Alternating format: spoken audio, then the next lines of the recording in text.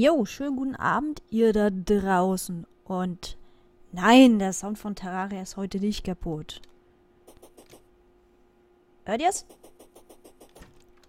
Nein, ich habe lediglich nur heute mal die Musik ausgelassen.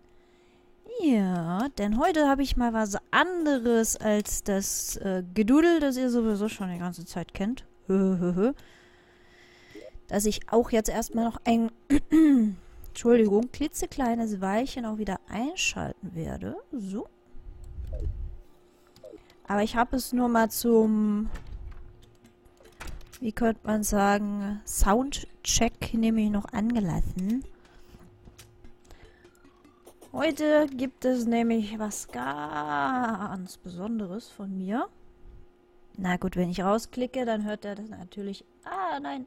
Jetzt habe ich es weggeklickt, ich Idiot. Heute gibt es nämlich mal was anderes zu Terraria. Jawohl. Statt der Musik. Super. Jetzt habe ich mir natürlich das Video weggeklickt, von dem ich euch den Inhalt in den Hintergrund legen wollte. Ne. Muss ich es neu raussuchen. Egal. Da ist es ja schon. Ja, erstmal werde ich das aber die Standardmusik noch ein bisschen laufen lassen, dass ihr euch noch ein bisschen sammeln könnt. Bevor ich mit meinem Sonderprogramm loslege. Ja, jetzt sollte das Video sowieso wieder ein bisschen vorladen, sonst kriegen wir zwischendurch nämlich Schwierigkeiten mit Unterbrechungen und das wäre ziemlich blöd. So, machen wir erst noch ein bisschen die Musik und lassen das Videochen erst ein bisschen laden. Hallo Slime. 3 Stunden geht der Stream. 3 Geschichten habe ich rausgesucht,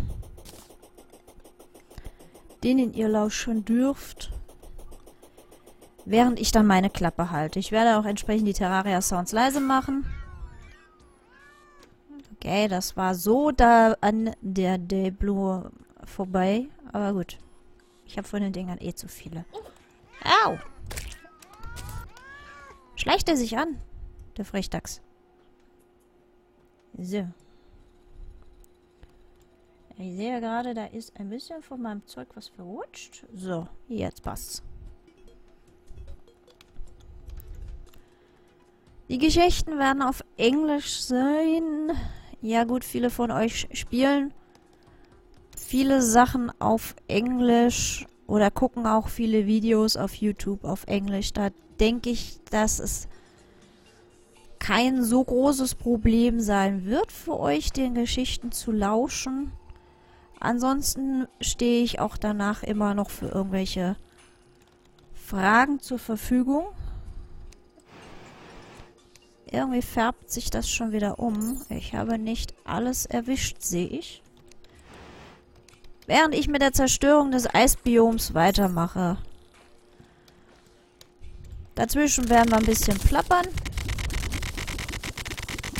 Denn von den ganzen 3 Geschichten ist nur eine wirklich eine Stunde lang.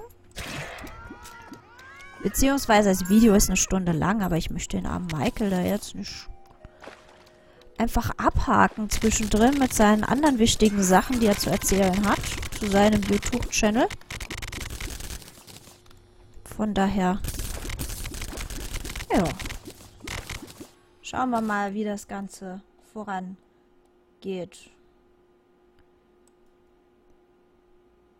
Wieso kann ich da in der Mitte das nicht mehr hoch und runter schieben?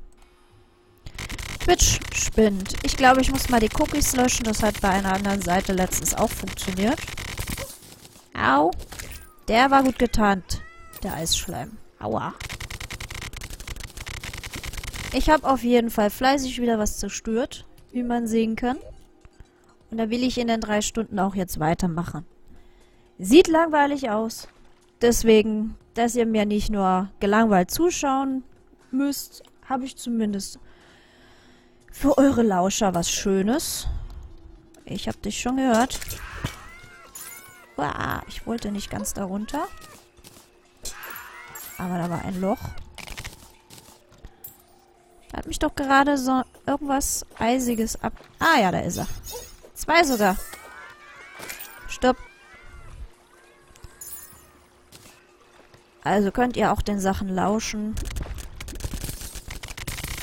Während ich da mein Zeug zerstöre. Und dabei nebenbei einfach weiter selber auch was zocken oder so.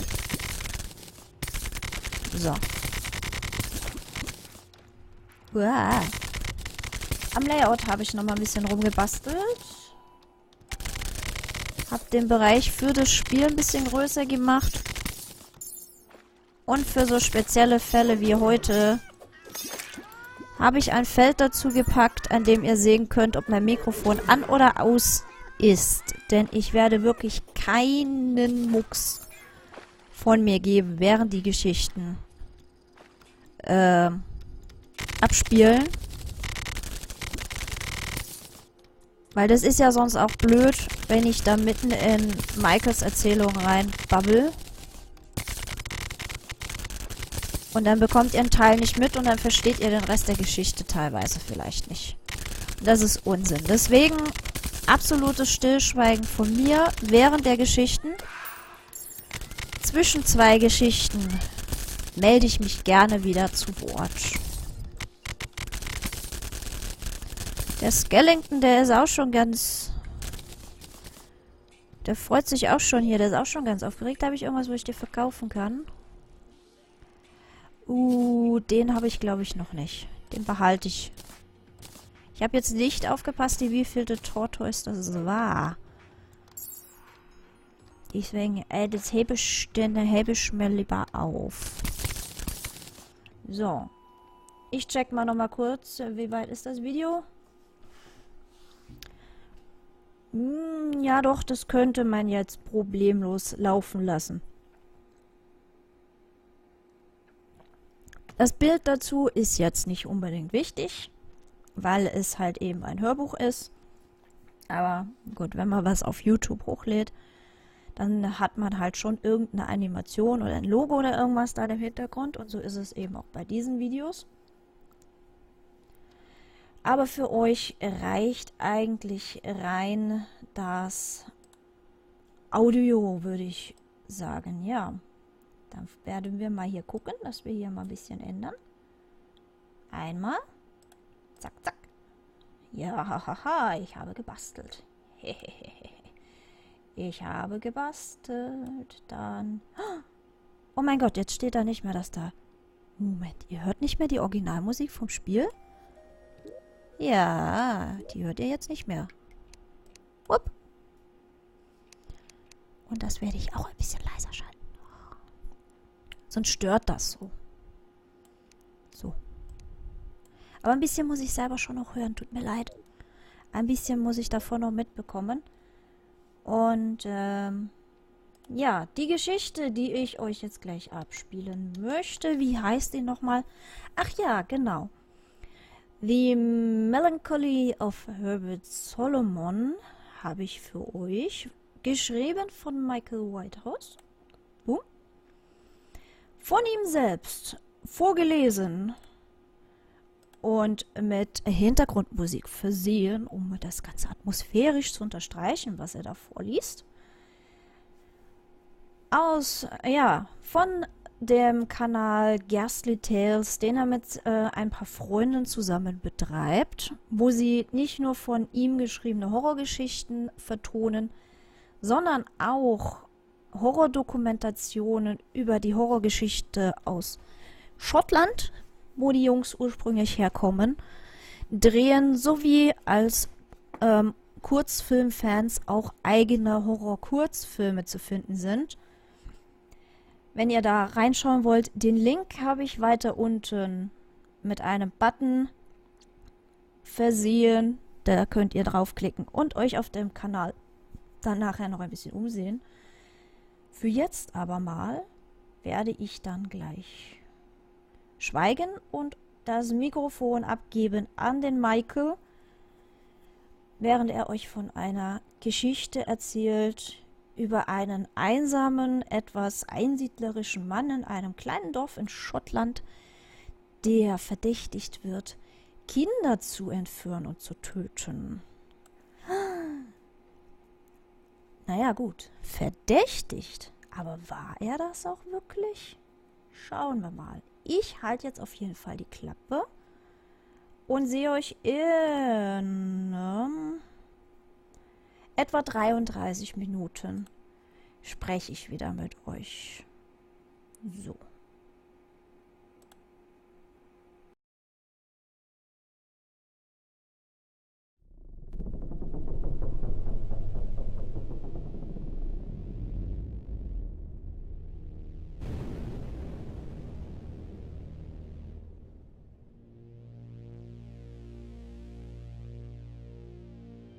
Good evening, dear listener, and welcome to Ghasty Tales. I wrote tonight's story many years ago, and it proved popular among the online horror community. But as much as I'm fond of the story, there were always a few things I wanted to go back and fix, to make it a more well-rounded tale. And so tonight, for the first time, I give you the brand new telling of The Melancholy of Herbert Solomon.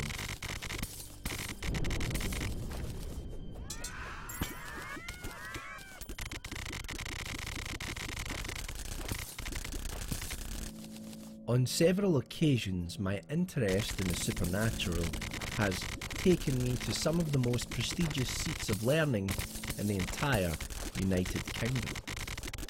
From the venerable halls of Oxford and Cambridge to the more humble surroundings of inner city colleges and schools, my pursuit of evidence to substantiate such claims has rarely been fruitful. However, while exploring the University of St Andrews in Scotland, I found an intriguing tome hidden away in a dark and musty corner of the old campus library. The book itself was unusual, its cover bound in a weathered and blackened leather which unashamedly wore the wrinkles and cracks of time. It dated back to the 16th century and seemed to contain various descriptions and accounts of the daily lives of the people of Ettrick, a small, isolated town built in the South Moorlands of the country. Perusing the volume, there was a variety of entries from a number of authors spanning a 60-year period. It seemed to have been handed down from town elder to town elder over that time, and to be quite frank, most of it contained idle musings on the townsfolk and plans for a number of humble building projects and improvements. But just as I was about to conclude that the book was of little interest to me, I noticed on the inside of the back cover that someone had drawn a picture. It was elegantly depicted, but I would never have described it as a pleasing sight. In fact, my immediate reaction was one of disgust. The combination of the harsh, almost angry black lines used and the stark imagery of the scene as relayed by the artist left me with a thoroughly unpleasant impression of its subject. I shuddered as I cast my eye over it in an attempt to take in the picture of what seemed to be a man, tall with long, thin arms and legs. His face was partially obscured by one of his gaunt white hands, but what could be seen was certainly monstrous. Prominent veins protruding from his forehead leading up to a pallid, balding head with wisps of greying hair. His eyes were deep set into his skull, and the surrounding woods seemed to twist and lean away from him fearfully. At first I assumed that the picture was some form of hideous graffiti, but at the bottom of the page was inscribed the date of 1578, along with two unsettling words: Herbert Solomon. Whether this was the name of the menacing figure in the drawing or of the artist, I did not know. Disturbed yet compelled by that dark woodland scene, I decided that the book required further study. I desired greatly to know who this creature was, and why someone had felt the need to capture his strange form in a drawing at the back of a book otherwise used to record the lives of the townsfolk. On closer inspection, what surprised me further was that the same image seemed to recur elsewhere in the book, but drawn by apparently different individuals. Scribblings, uncertain, almost unfinished depictions. A visual record of someone very much alive and present in the minds of the book's many authors. Within its pages I found numerous mentions of Herbert Solomon and a detailed account of what happened to him. He had lived in the 16th century on the outskirts of the town. It was a small and underdeveloped place, surrounded on all sides by the thick cover of Ettrick Forest, which itself sat in the midst of a vast region of southern moorland. The town had a small parish church with one humble steeple, an inn normally used by those travelling through the unforgiving countryside, and quaint cobbled streets which wound their way around the stone cottages and town hall. According to the descriptions in the book, during the December of 1577, children began to disappear from the area. The first was a young girl by the name of Alana Sutherland. She had been playing with some friends by an old well on the outskirts of town, but had dropped a small toy doll down it accidentally, which had caused her much distress. Unable to retrieve it, she returned home to borrow some string and an old hook in the hopes of being able to fish the doll out of the water below. She was last seen walking towards the well just as the sun set. In a panic, the townsfolk searched. They dredged and emptied the well. They combed the wheat fields and even sent several groups of those willing into the surrounding woods. Alas, the girl was not found. A few days later, a young boy by the name of Eric Kennedy was running an errand for his grandmother.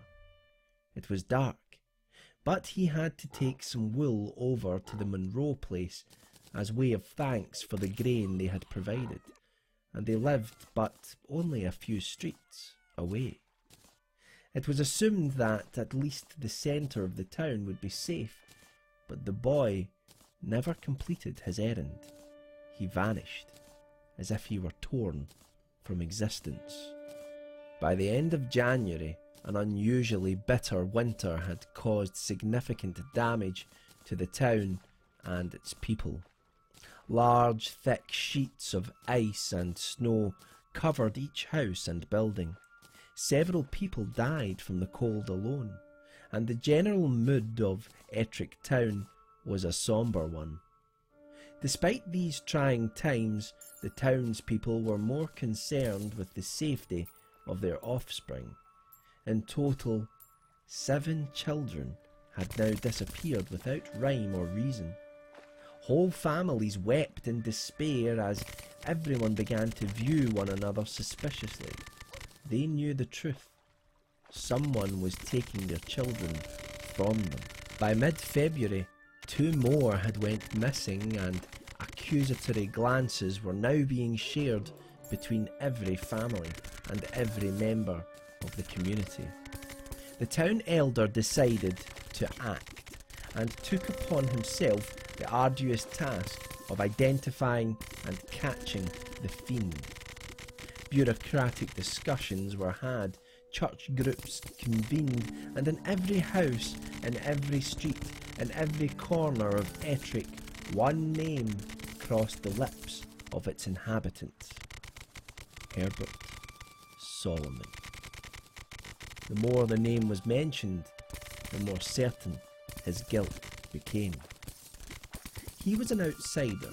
He lived in a small wooden cabin amongst the woods which surrounded the town, and due to his unfortunate appearance, tended to avoid human contact. What his malady was, no one was sure, and in the unenlightened times of 16th century Scotland, many believed that he was cursed. Modern eyes would have guessed him to be the victim of a wasting disease. He rarely ventured into town, except on a few occasions to trade for supplies, and even in those instances, he covered his face with a brown tarnished hat and a grey piece of cloth, which obscured his features below 2 deep-set and darkened eyes. Several of the townsfolk told stories of Herbert Solomon. According to these accounts, he would stand on the edge of the forest, bathed in shadow, watching the farmers till their land and their little ones play in the fields. It was his fascination with children which left many feeling uneasy. Some had returned home from playing near the woods on a number of occasions with beautifully crafted dolls and toys. They were a present from Herbert Solomon, they said, and being innocent children, they could not know of the dangers a stranger's gift could hold. When the children began to disappear, eyes immediately turned to the strange man living in the woods. Accusations were carried by the whispers of fearful parents, and as those whispers increased in number, so did their volume, until it was decided that Herbert Solomon must be stopped. On a cold February night, the elders of the town decreed that Solomon should be arrested immediately. Grief, anger, resentment, and fear grew to a fever pitch with this news, and every man, woman, and child set out across the fields, entering into the surrounding forest in search of the child killer. Details of exactly what occurred that night were only recorded briefly, but it seemed as though the people of Ettrick Town removed Solomon from his small cabin by force. One paragraph within the book stated that he had been knocked unconscious, beaten, and then hanged, his body left to rot on a tree by the field. The townsfolk believed that justice had been done, and while the grief of the parents who had lost their children could never be quenched, there was at least the satisfaction of knowing that the man responsible was now dead. However, over the following days, an unease descended upon that place. Stories began to spread of strange encounters in the streets at night. A gaunt, shadowy figure prowling the cobbled stones, hiding in the darkness. Within a week, numerous residents claimed to have been disturbed during the night by the petrifying sight of an unwelcome visitor. One account was of an elderly lady who woke to the sound of something rustling under her bed, only to scream in terror as a tall, thin man pulled himself out from underneath. She fainted, but not before she saw his face, a withered complexion as if ravaged by disease, his eyes blacker than night, and his hands composed of tightly pulled skin over a bony interior. Another story told of a local tradesman who, while investigating a noise from his cellar, was confronted by a hideous figure so tall and gaunt that it had to hunch over to avoid the low ceiling entirely, its sheet-white face flickering in the candlelight. The man managed to escape the intruder's grasp, but not before being hounded and chased out into the street. When one of the elders himself spoke of finding the nightly intruder with his hands placed on the head of his sleeping grandchild, it became clear to the townspeople that the ghost of Herbert Solomon had returned to seek his revenge. He was still searching for other victims from beyond the grave, his hate and hideous form haunting those who had murdered him. With each passing day, the sightings grew in intensity and number. A fog descended on the town, and the people wept and grieved as the sound of Herbert Solomon terrorised each person night by night. He was seen wandering amongst the wheat fields, in the cellars and lofts of cottage houses, his long gaping footsteps ringing out each night through the streets of Ettrick town. They had been cursed. In life Herbert Solomon had taken and murdered their children, and now in death he seemed to possess the twisted means to terrorise the entire town once again. Families were encouraged to take turns watching their children at night, never leaving them alone as the stuttered footsteps of Solomon creaked from nearby darkened corners.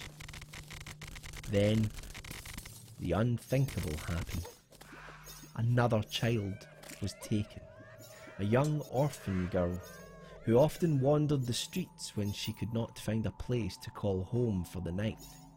She was heard screaming for her life. The townsfolk rushed to their windows, looking out but not daring to leave the imaginary safety of their houses. Paralysed by fear, all they could do was yell from their windows, "Solomon is here! The beast has come!"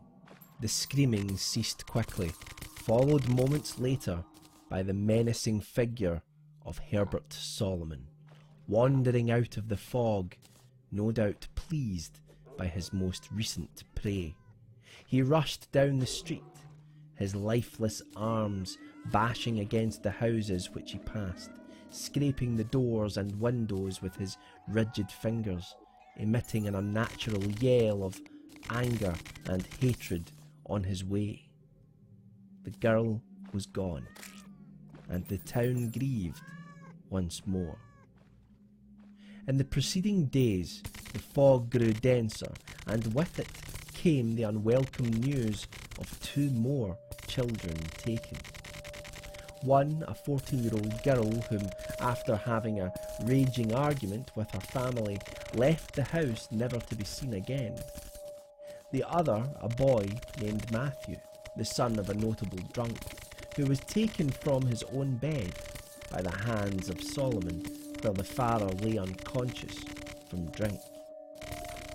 Sacrilege was now added to the campaign of terror being waged against the people of Ettrick from beyond the grave. During a holy service, Solomon appeared briefly in the aisles of the church, seemingly unaffected by consecrated ground.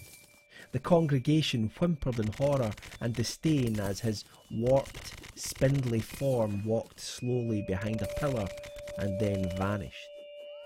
It was indeed a show of influence, a statement that even their God could not save them. Hope was almost lost.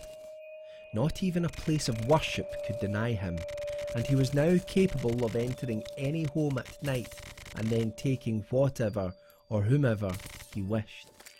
The town had to act, or abandon the place altogether, but there was no guarantee that the curse of Solomon would not follow. The local vicar, a man by the name of Colville, was asked by the people of Ettrick to use any sacred power which was ordained to him to exorcise the foul curse of the creature. In an attempt to destroy or banish the spirit of Solomon, a plan was formulated. The vicar and a few chosen individuals, armed with torches, swords which had been blessed, and vials of holy water, would take guard over the town, waiting for the cursed figure of that child killer to show his deformed face once more. Then they would confront him. Observing as much of the town as possible from several house windows, roofs and strategic corners, Colville's chosen waited.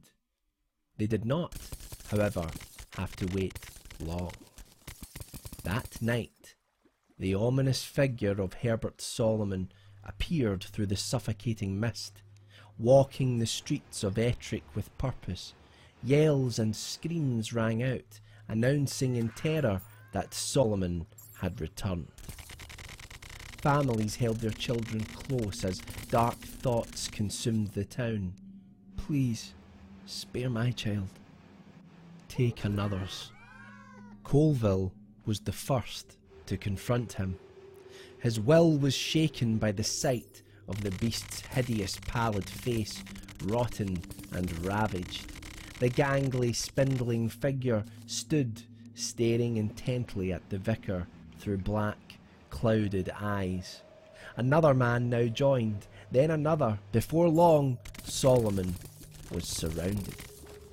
Colville instructed the men to slowly close the circle, drawing their swords with one hand while brandishing flaming torches in the other. Fear gripped them, but they knew that this could be their only chance to banish the curse. Colville threw a vial at Solomon's lumbering feet, and as he uttered a Christian psalm, another man struck out with his torch. The blow crackled as the cloth-covered arm of Solomon caught fire. Cheers rang out from the townsfolk watching from their homes above, but the man had strayed too close, providing a gap in the circle which Solomon claimed with purpose. He fled. His spindling legs and flailing arms cast spider-like shadows on the walls and cobbled streets as he passed. The townsfolk gave chase, following the murderous figure as it negotiated each street corner, lane and courtyard in an attempt to escape their rage. The noise alerted all others in the town. Herbert Solomon is trying to flee. From every home across the town, people poured out of their houses, carrying whatever they could as makeshift weapons. They flooded the streets and ran towards the protestations, shouts and screams of their brethren. With every turn of a cobbled street corner, Solomon was running out of places to hide. Finally, as he stumbled down the town's main street, he stopped. The townsfolk had blocked all escape routes. He was trapped. Colville pushed his way to the front of the crowd, asking for quiet and calm as he approached the hunched, defeated figure of Herbert Solomon. He and his chosen few were going to rid the town of Ettrick of this abomination once and for all. Vial in hand, accompanied by several large, bullish men brandishing swords, Colville stepped towards the twisted figure slowly, reciting verses from the Bible. Solomon stared intently at the vicar through darkened eyes. Before looking into the faces of the families he had terrorized, the fathers, mothers, brothers and sisters of the children he had brutally taken. The crowd now closed ranks, moving towards him, fear for such a wretch now replaced by thoughts of vengeance. Then the foul figure simply turned and entered an open doorway near him. The people gasped as Colville and his followers rushed inside after him. The house they had entered was still, and lying on the hard wooden floor of the main hallway was the pale body of a young girl. The creaking of floorboards under weight sounded above as numerous pursuers searched the building, disappointed to find nothing. Then something miraculous occurred. The little girl gasped for air. She was alive. She had little or no strength left in her tiny body. All she could do was whisper one word into the attentive ear of the vicar. Below. In the cellar of the house, Colville's men found a grim and horrific scene. The floor was covered in blood, and the dead body of a man lay face down upon it. Chained to the walls of that dim place were the children who had been taken. They were partially drugged, malnourished, and traumatised, but they were alive. The town rejoiced with the news. Families were reunited, lives were mended. The mist of a bleak and morbid winter slowly lifted, and all seemed well. On regaining their strength, the children described their horrible ordeal. Each of them had been taken by a man called Tom Sutherland. He was the father of the first girl who had went missing, and it appeared that it was he who had killed her. No one knew for sure, but many were aware of his bad temper, and on more than one occasion he had struck poor Alana in public. Consumed by guilt and loss, Sutherland began taking children at knife point and locking them in his cellar, often drugging them with a local herb and occasionally beating them while pathetically weeping in self-pity. On the day that the children were found, Sutherland had entered the cellar drunk, carrying a knife and rope. He began striking the children once more, and told them all that one would die that day. He chose a young girl as his victim. She would know Alana's pain. He dragged her to the floor before pinning her to the ground with his knees. The knife hovered over her neck. But just as he was about to plunge the blade into her fragile body, someone entered the house.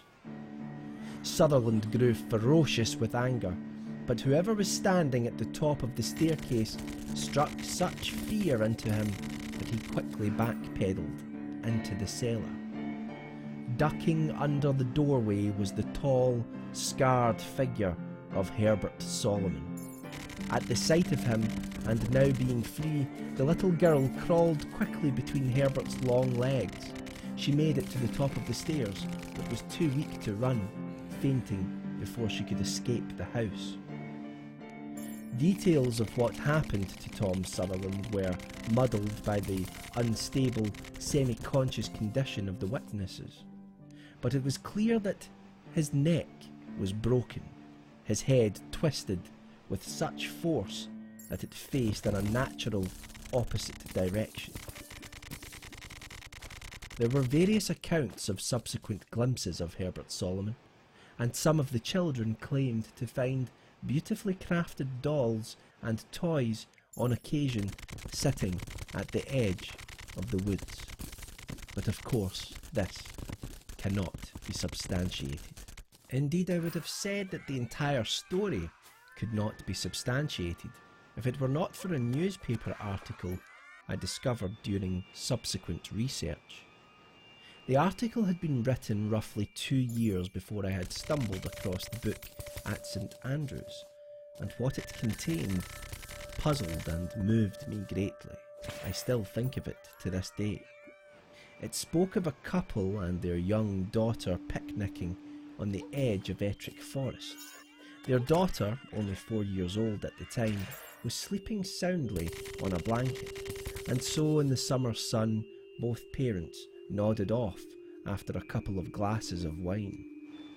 They were woken by screams coming from nearby, and the realization that their daughter was missing. Panic-stricken, they followed the cries for help over an old fence and down a steep grassy hill, where they reached a winding and furious river.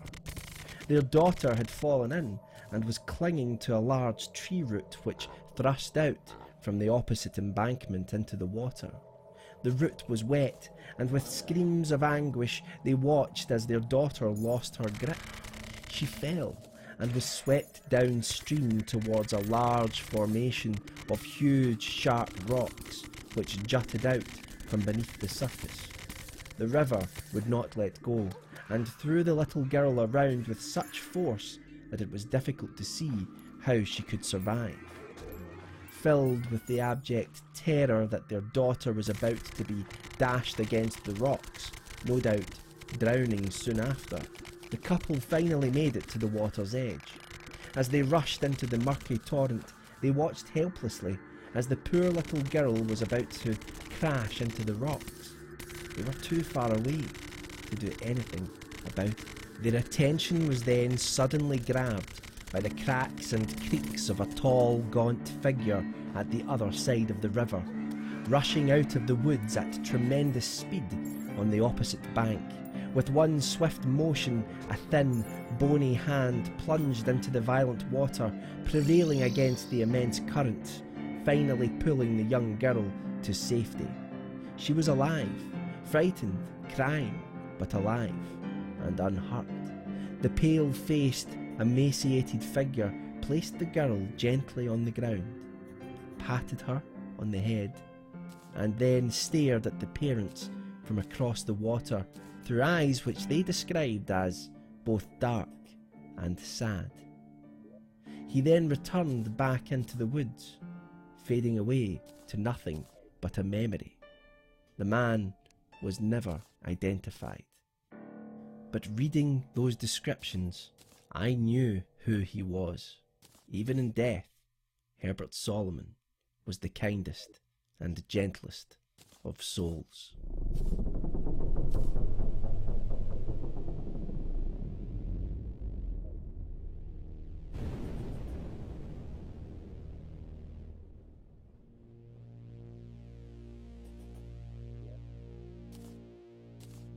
I hope you enjoyed tonight's tale.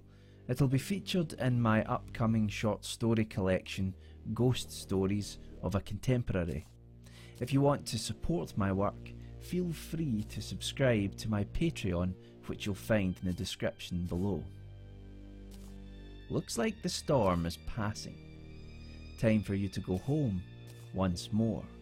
But as you walk through the woods to the comfort of your own fire, do not be afraid of every sound or footstep, for though evil lurks often in the darkness, kindness too casts a shadow. Unpleasant dreams, dear listeners, and be sure to stop in again next time for another ghastly tale.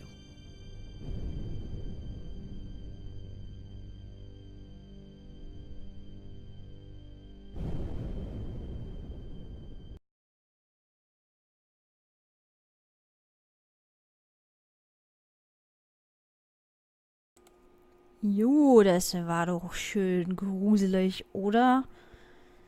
Ja, das ist eine der ersten Geschichten, die ich sogar von ihm gehört habe. Also von dem Michael. Beziehungsweise von denen, die er selbst vorgelesen hat, sagen wir es mal so. Da sind nämlich einige mehr Creepypasta-Narrators auf YouTube, die schon, bevor er das selbst getan hat, seine Geschichten eben vertont haben. Und ja, da kommen doch einfach ganz gute Sachen raus, wenn er das zum Teil halt eben auch mal selber vorliest. Ich mag auch seinen schottischen Akzent sehr gerne, aber auch von den anderen Jungs von Ghasty Tales. Da werden wir gerne auch die ein oder andere Geschichte dann auch noch hören. Seine Liste an Geschichten, die er geschrieben hat, ist lang. Dass er eben auch Bücher zum Beispiel zusammenstellen konnte, wie er da zum Beispiel schon ein bisschen verraten hat am Schluss. Das Video selbst, also der Upload an sich, ist von diesem Mai, 8. Mai, findet ihr auf der YouTube-Seite von Ghasty Tales in der Playlist Michael Whitehouse's Terrifying Tales, falls ihr die euch nochmal ohne Terraria-Sounds noch einmal anhören wollt, beziehungsweise die von ihm angesprochene Videobeschreibung einmal genauer anschauen wollt. Jo. Da sind zum Beispiel auch Links zu seiner Patreon-Seite, ein Link zur Amazon-Seite von seinem Geschichtenbuch The Faces of Fear and Other Stories, wo ihr das Buch dann kaufen könnt. Denkt allerdings dran, dies kommt aus Großbritannien, Schottland aus der Ecke dann, dass es ein bisschen mehr Versandkosten sein könnten. Aber auch, ja, weitere Links wie ihre Facebook-Seite, ihre eigene Homepage, worldofghastlytales.com und andere Seiten vom Michael selbst. Die möchte ich euch nicht alle vorlesen, die könnt ihr euch gerne selber genauer anschauen. Einfach mal bei mir unten in der Kanalbeschreibung auf den Button Special Guest der Woche klicken. Kommt ihr auf die YouTube-Seite und alles weitere. Ja, wir machen jetzt erst einmal ein bisschen weiter so mit Terraria. Ich habe ja jetzt schon ein bisschen was abgebaut und werde da jetzt erst einmal mein Inventar aufräumen. Für ein paar Minuten. Die nächste Geschichte lade ich im Hintergrund schon mal vor. Die ist als nächstes jetzt ein bisschen, naja, was soll ich sagen, ein bisschen. Die ist ein ordentliches Stückchen länger.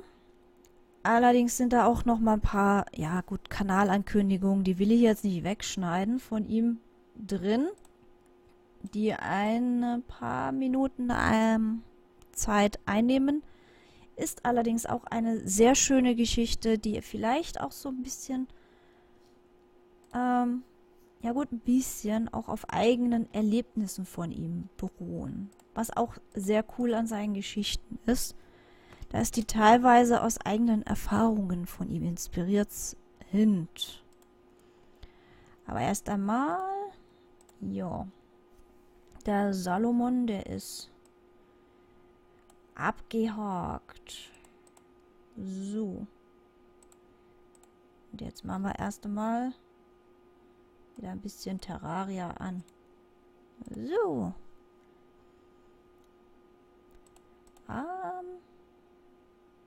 Jawohl, hier läuft soweit alles. Ich werde mein Inventar aufräumen und dann mache ich euch natürlich gerne das nächste Stückchen an. Wie lang ist die jetzt eigentlich genau? 1 Stunde, 1 Minute, 44 Sekunden, die nächste Geschichte. Ups, da habe ich mich verklickt. Da wollte ich nicht hin. Ja. So. Es ist einfach manchmal ein bisschen schwierig, wenn man zu viele Browserfenster offen hat. Nee, vor allem auf meinem kleinen Bildschirm. Aber ja gut, der neue Bildschirm, der ist jetzt erst einmal zweitrangig. Ein neuer PC muss erst einmal her. Und dann kommt ein neuer Hauptbildschirm. So. Klick, klick, klick, klick, klick, klick. Irgendwie habe ich gerade das Gefühl, mein Internet wird ein bisschen langsam. Bin ich noch da? Ich glaube schon. Nicht, dass jetzt mir plötzlich die Verbindung abschmiert, weil der ein YouTube-Video laden soll im Hintergrund, während er den Stream rausschickt. Das wäre ziemlich blöde. Ne, funktioniert noch alles. Sehr gut. Dankeschön. Sagt auch Bescheid, wenn es mal zu leise sein sollte oder so. Dann, ja, wir geben dem Video noch ein paar Minütchen. Machen wir erstmal so lange hier noch ein bisschen. Damit es nicht so still ist. Ja. Machen wir hier alles wieder ein bisschen lauter. Ja. So, aufräumen. Wo war ich denn stehen geblieben? Ach ja, genau. Zack. Ich habe jetzt nicht genau geguckt. ist keine braune, es ist eine graue Platte.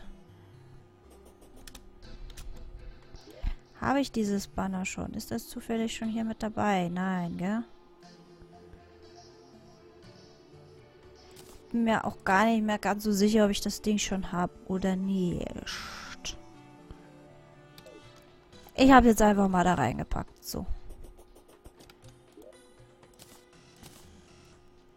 Mal schauen, ob ich auch wieder so viel Eis zusammenbekomme, dass ich das wieder verarbeiten muss. Aber ich befürchte schon. Die anderen Sachen habe ich im Schweinchen. Das kommt noch erst einmal. Also ja, Moment. Das... Nein, falsche Kiste. Verseuchte Eis. Wo ist es? Hier. Ich habe mal ein bisschen ja da das als nur verseuchtes Eiskiste erstellt. Ich habe ein bisschen aufgeräumt, ja. Das ist mein Schnee. Da kommt's Eis rein, so. Quick Stack. Damit es ein bisschen schneller geht, arbeite ich heute mal wieder ein bisschen mehr mit Quick Stack. Bis auf diese paar Ausnahmen hier. Weil ich möchte möglichst viel erreichen heute. In den 3 Stunden. Das sind übrigens solche, ja, es sind solche Geschichten, wie ich sie manchmal mir anhöre, während ich, ohne dass ihr zuschaut, einfach mal so ein bisschen auf Terraria oder ja, auch bei Don't Starve unterwegs bin. Gut, Don't Starve spiele ich in letzter Zeit kaum. Off-Stream, da ich mich ja entschlossen hatte, euch dann doch mitzunehmen. Auf meinem Stream. Ich habe hier noch Marmor. Passt der da noch mit rein? Ja. Da wird gleich noch mehr kommen. Weil da habe ich ein ganzes Biom entdeckt schon wieder. Ja, da habe ich ein Biom angeschnitten. Schon wieder Marmor. Muss ich wahrscheinlich demnächst auch mal was davon verarbeiten. Upp. Ah, es war um einer zu viel. Einer zu viel. Quick Stack, please. Das geht schneller. Gib mir den letzten da, danke. Tak, tak. Na, die Kiste ist schon halb voll. Den nehmen wir aber so mit. So, und den Schnee. Quick. Ach, wegen 6 Blöcke. Naja, gut. Machen wir trotzdem. Ey, stehen bleiben, stehen bleiben. Sophia, hier bleiben. Dankeschön. Das kannst du haben. Das kannst du haben. Das kannst du haben. Die habe ich auch alle schon. Zack. Zack. Zack. Den habe ich auch schon. Der steht nämlich da. Zack. Den Rest behalten wir. So. Blub. Blub, blub, blub. Blub, blub, blub, blub, blub. Da. Und das grüne Ding. Davon habe ich letztens, glaube ich... Ja, ich glaube, davon habe ich einen 30er Posten weggepackt. Zum Verkaufen.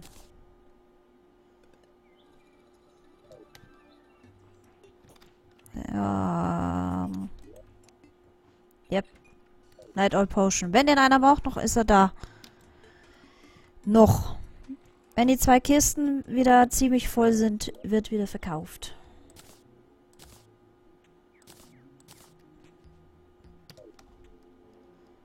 Deswegen meldet euch rechtzeitig. Türen. Und Fackeln. Ich finde es gut, dass du mir sogar direkt Eisfackeln da unten anbietest. Das erspart mir teilweise das Craften. Kiste und Herzkristalle. Ja, hier habe ich auch umsortiert. Ich habe das Obsidian rausgeschmissen in eine andere Kiste. Die steht jetzt da oben. Neben der Hellforge.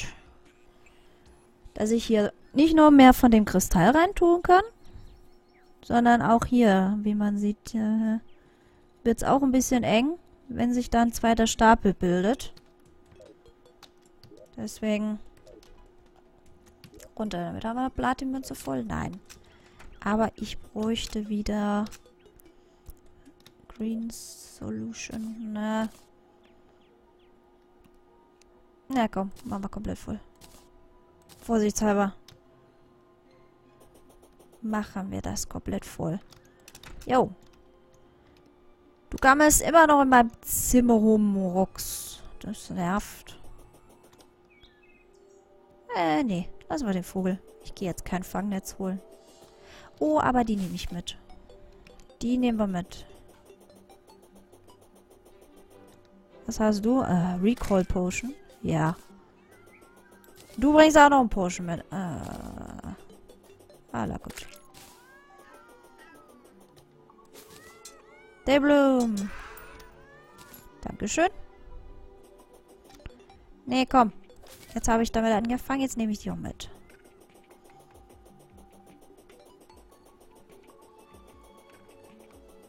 So. Da ist noch eine. Ich darf jetzt natürlich nicht vergessen, dass da noch ein bisschen Loot liegt. Oh, welcher? Aber, wow, Gott, ist das Schepp, was ich da gebuddelt habe. Ach du Scheiße. Egal. Am Schluss ist eh alles weg.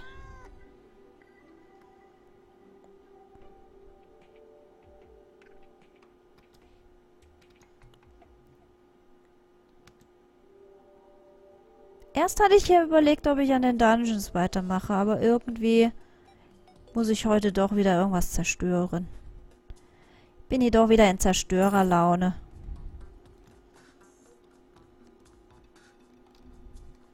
Ich gehe doch mal wieder darüber auf die andere Seite.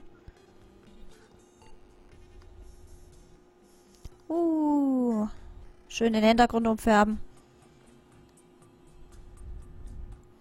Spätestens beim Tunnelbauen färbt der sich sowieso. Habe ich doch teilweise... Ja, noch eine Menge... Ja, okay, das hole ich eh gleich. Zeug liegen lassen. Und nicht richtig... Hier teilweise das Zeug erwischt.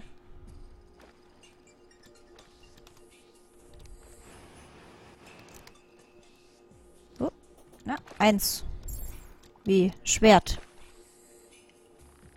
Hallo, Fischi.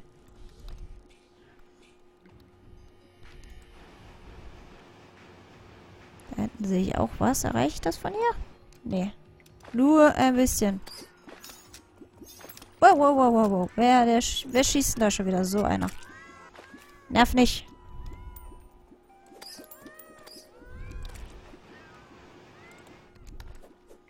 Ja, kein Wunder. So schepp wie ich gebohrt habe, dass da teilweise noch rosa ist. Weil es dann einfach vom Strahl nicht mehr ausgereicht hat. Mann, lasst mich doch darüber. Ich will doch einfach nur darüber. Schildkröte. Von oben. Tut weh. Hier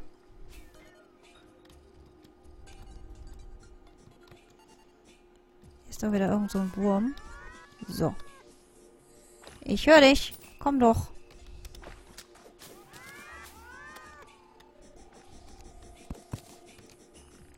Oder auch nicht. Feigling. Ist das lose? Ja. Das ist ein komischer Wurm. Der zielt nicht richtig. Da ist noch Eis. Sehr gut, dass ich das eingesammelt habe. Jetzt hat er es gewagt. Ey! Kusch dich. Das muss die Schildkröte von eben noch sein. Ja, mit dem Sylt. Gib her. Ich demnächst mal den Extractinator anschmeißen.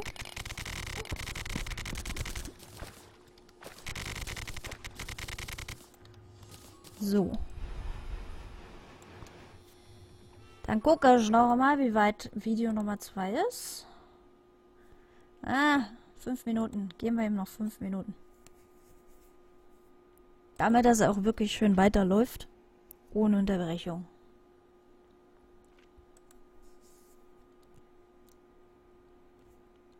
Ich hätte es auch runterladen können, aber... Kein Bock gehabt, mit dem YouTube-Downloader rumzufutteln. Und so. Nee. So haben sie noch ein View. Also komm.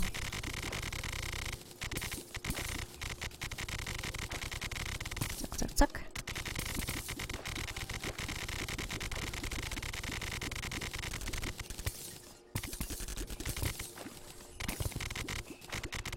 Die Jungs, die freuen sich über Views und Abos, wenn ihr wollt. Ich kann sie auf jeden Fall sehr empfehlen.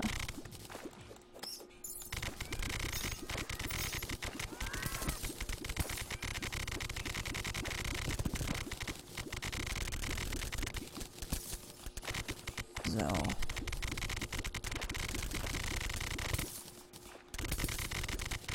Wenn ich das Ding hier zerstört habe, das dauert nicht so lang wie 5 Minuten, glaube ich.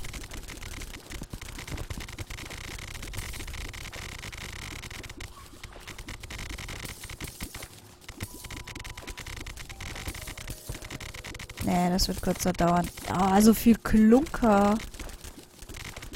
Also ich habe nichts gegen den zweiten Posten von jedem Edelstein. Na ja, gut, der Diamant, das ist schwierig. Der ist halt echt verdammt selten.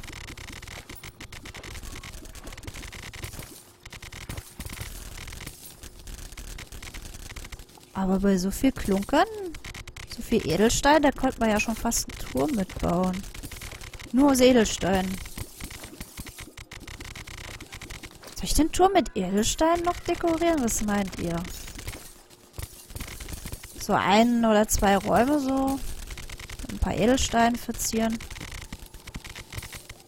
Da kommen so viele zusammen auf so einer großen Karte. Ich kann das Geld aber auch nicht liegen lassen.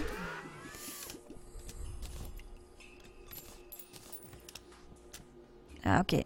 Die eine Ecke da, die lasse ich dann doch mal liegen. Pfeile. Da kommt schon wieder so ein Schweinchen. Ja, komm her und lass ein bisschen Bacon da. Ich brauche noch was zum Frühstück. Ja, komm. Wo bist du? Okay, da war er gerade. Ein kurzes Hallo.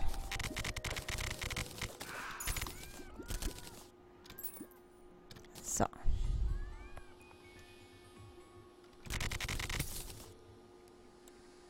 Ja, alles okay. Ja gut, das Rosa kommt von dem nicht Edelstein. Ja, Kristall.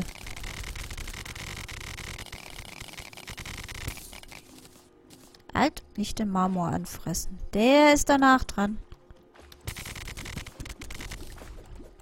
Auch nicht so einer. Ja klar, der kommt jetzt vom Marble-Biom. Oh nee, dann kommen natürlich auch wieder Medusen. Na super. Ja gut, müssen wir wohl durch.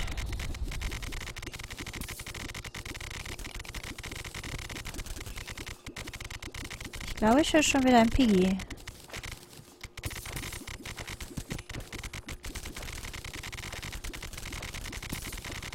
Kann mich auch verhört haben. So viel Wasser. Fließt nach unten, lösche Lava. Mach Obsidian draus. Ich habe jetzt eine ganze Kiste nur für Obsidian reserviert.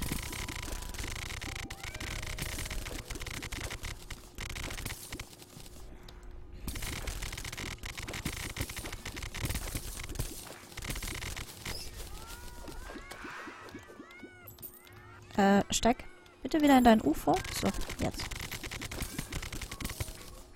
Madame. Okay, 4 Minuten sind um. Die Fledermaus kurz... Upp, und dann gucken wir mal, ob wir doch vielleicht ein Minütchen früher starten können. Ja, ich denke schon.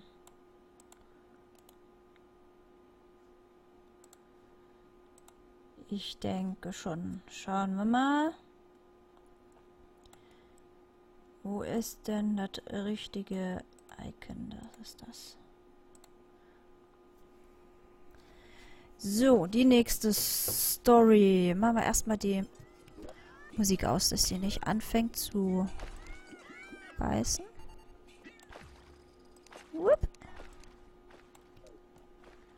So. Die nächste Story ist Off the Beaten Path. Wieder von Michael Whitehouse. Jawohl. Und diesmal geht es darum, wenn ihr irgendwo unterwegs seid und irgendwas Interessantes seht, sei es vielleicht ein hübscher Stein oder ein etwas seltsam aussehender Ast vielleicht oder irgendwas, es vielleicht nicht unbedingt einfach aufheben solltet. Es könnte für jemanden von ganz besonderer Bedeutung sein, dass er euch vielleicht danach sogar ein bisschen hinterher spukt.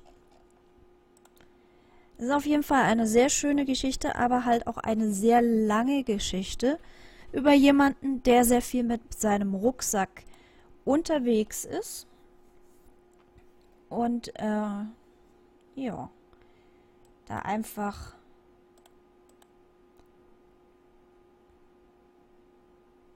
du sollst das wegmachen.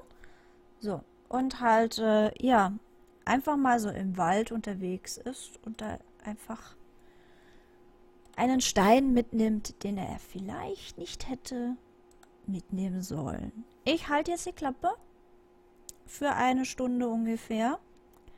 Wir sehen uns so um 10 nach 9 wieder, wenn die Story vorbei ist. Habe ich alle richtigen Sachen aktiviert? Ja.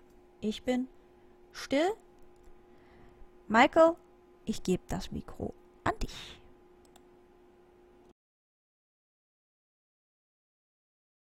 Good evening, dear listener.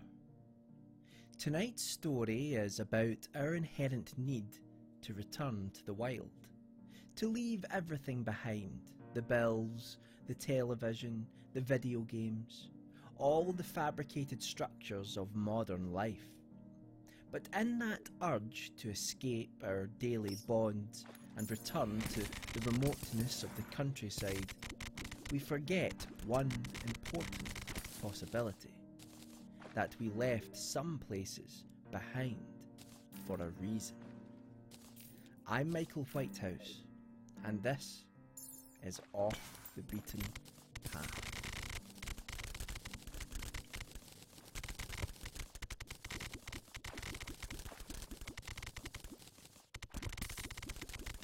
Robert Francis started the day with purpose and verve, thrilled by the thought of no drive to work, no grey boring suit or stifled office air. He negotiated the sporadic city traffic with glee. He owned 2 other bikes, but for this adventure would rely upon his favourite and most trusted of wheeled companions. With a custom paint job reading Rob in large white letters across a frame of black, this was a bike which had never failed him. No bumps, no bruises, not so much as a punctured tyre. His itinerary was set, and he was filled with excitement at the prospect of finally being on holiday. It had been 11 months since he had taken so much as an hour off from his suffocating suit and tie, so the thought of spending 8 whole days cycling through the Scottish wilderness with only his backpack and tent for company was, frankly, exhilarating. Within an hour, he had reached the city limits, breathing a sigh of relief as he left the world of work and sales targets behind. Most of his time was spent in the concrete office blocks of that grey place, but the countryside was where he longed to be, exploring the unbound wilderness. The unpredictable Scottish summer cast its unwelcome interruption as the busy traffic gave way to winding country roads. It was colder than he had anticipated, but even this could not dampen his spirits. As he made his way through the open countryside, passing the occasional car and rural dwelling, a smile crept across his face. Cycling was his passion, and Robert was in his element. A couple of hours passed, as the sparse yet vibrant green grassland soon surrendered to a more imposing and altogether impressive setting. Slight hills rose up to become domineering mountains. Pockets of isolated woodland soon weaved together into thick and impenetrable forests, and wide open roads soon constricted into narrower, less trodden avenues. For the past 3 months he had been in a quandary about where to go on his adventure, which remote part of Scotland to explore. But when he passed over an old stone bridge with a babbling stream underneath like 1,000 voices whispering for attention, and found himself face to face with a forest covering hills, mountains and valleys like a blanket, he knew he had made the right decision. A dirt road cut through the labyrinth of trees ahead, winding and twisting for miles.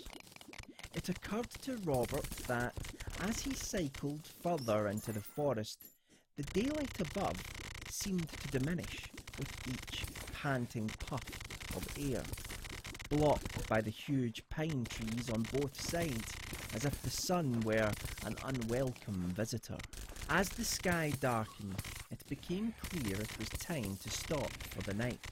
So, after spotting a gap in the trees not far from the road, he clambered through some thick underfoot and entangled bushes, hauling his bike and backpack behind him, looking for a suitable resting place. On reaching the clearing and observing the broken and felled trees which encircled it, he set his tent up for the night on a small patch of unassuming grass. Before long he was sitting next to a roaring fire under the stars, unimpeded by the false light of man. They shone bright and bold above. After a few hours of watching the warm glow of the fire, he reluctantly turned in for the night, excited by the prospect of another day's adventure, another day of distance between himself and the city. That night he slept soundly, but for one ill-defined dream of a noise in the darkness, growing louder with each breath. The next morning he set off as soon as there was daylight. It had rained slightly during the night, and after cycling for an hour, Robert noticed a change in the landscape. It had become increasingly unkempt, less constrained. The trees seemed closer together, and any occasional gaps in the forest scenery were filled by clearings and small fields which had been left unattended for some time. It became clear that he had travelled far enough into the forest that he was now out of the reach of even the park rangers who would normally maintain such a place. It seemed as though, beyond that point, the land had been neglected by its carers. The thought that even those familiar with that wilderness were afraid to tread there weighed on his mind momentarily, before being quickly dismissed as a flight of fancy. The sky dulled as the day wore on, and it was clear that rain was on its way once more. After pushing his bike up a steep incline, which he felt was too uneven to cycle on, Robert reached its peak, revealing another breathtaking change in front of him. The land spread out to the horizon, sprawling forward between pockets of woodland and stagnant pools of water, slumbering in a deep-set valley which stretched across an ancient basin for miles below. With brooding storm clouds above, he looked down at the valley and decided that it would make sense to set up camp early.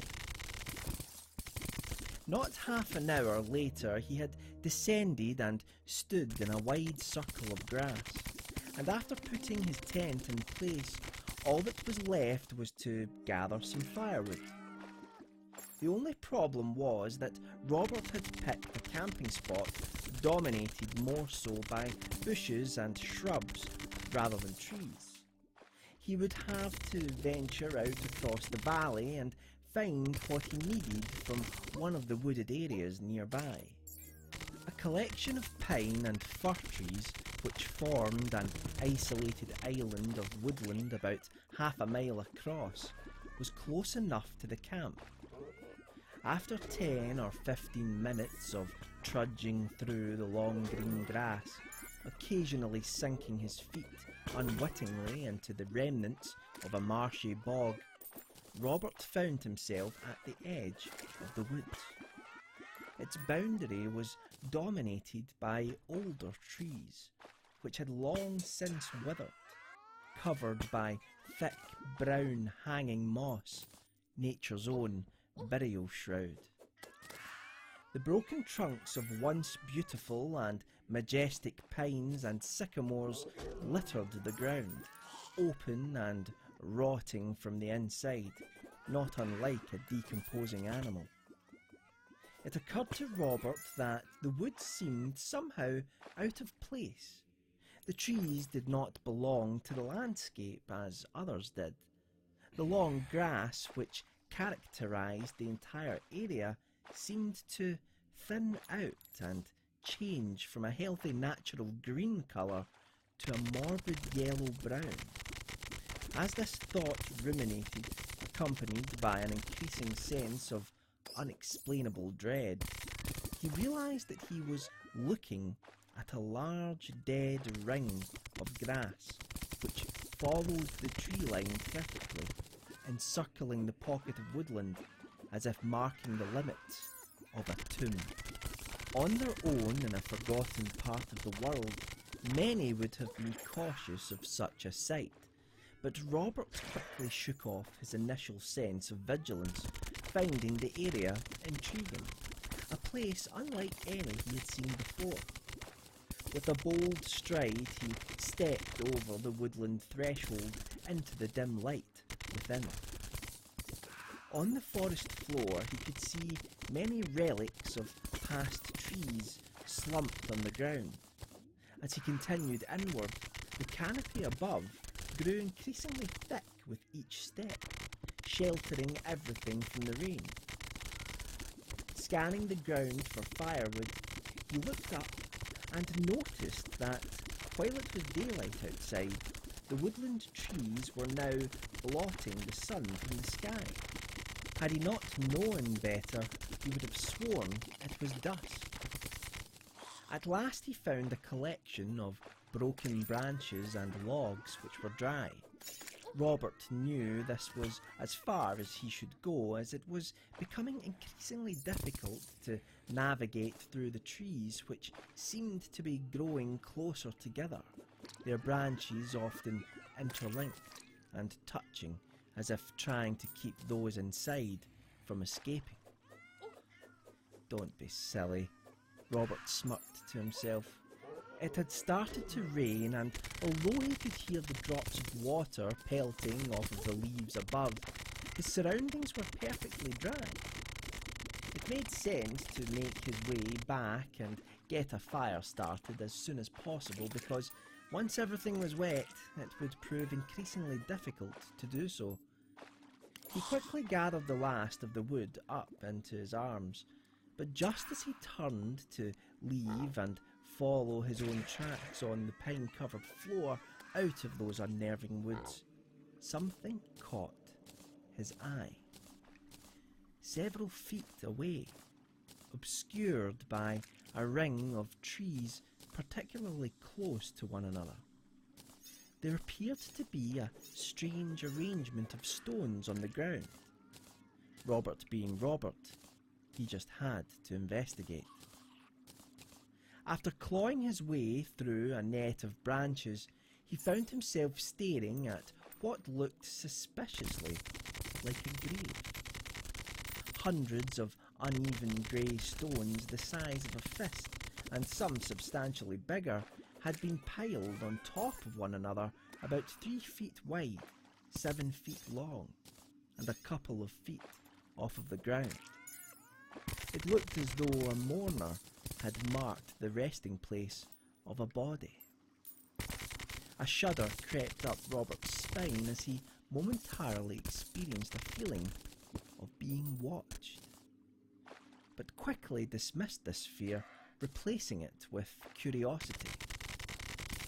Nearby, he noticed that lying around the stones was a collection of randomly scattered belongings. Several empty beer cans lay strewn on the floor. A jumper covered in rotting leaves sat on the ground, while a sleeping bag, scraps of newspaper, and even some old food cans betrayed the grave for what it really was: someone's campsite. Robert breathed a sigh of relief and surmised from his surroundings that a few students had probably been there in the summer, got caught in the rain, moving into the woods to remain dry. The stones were probably just placed there out of boredom, or even as a prank to creep out any passers-by in the future. University summers really were great, Robert thought, casting a fleeting eye back to memories of summer trips with his friends. One thing about the stone configuration intrigued him, however. Sticking out between 2 plain grey rocks on the side of the pile was a rock which appeared to be markedly different from the rest. Triangular in shape, it was wider than a human hand, smooth in places, and not dissimilar to black marble, tapering off to a dull point at one end. Before he really considered it with any degree of scrutiny, Robert dropped the firewood, bent over, and tugged at the stone. It felt polished and cold in his hands, but it seemed to not wish to leave its home, wedged as it was tightly amongst the other rocks. Growing slightly exasperated, he wrapped both his hands around the stone and finally, with an exerted judder backwards, it was free. Staring at it intently, it looked suspiciously like an ancient axe head. Whether it was or not, Robert was not qualified to answer, but it certainly looked like a man-made object, and he could see chisel marks along the side. Perhaps the previous campers found it nearby and then used the rock in their construction without knowing of its significance.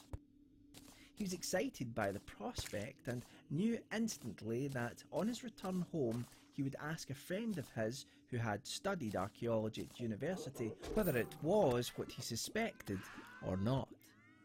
After examining the object for some time, Robert was reminded by the sound of rain above that he really should make his way back to his campsite. Pocketing the stone, he bent over to pick up the firewood, but as he did so, he heard a noise. It appeared as though one of the stones in the pile had slid off and landed on the ground. A creeping sense of unease slowly started to exert itself upon his nerve, one which he could not explain.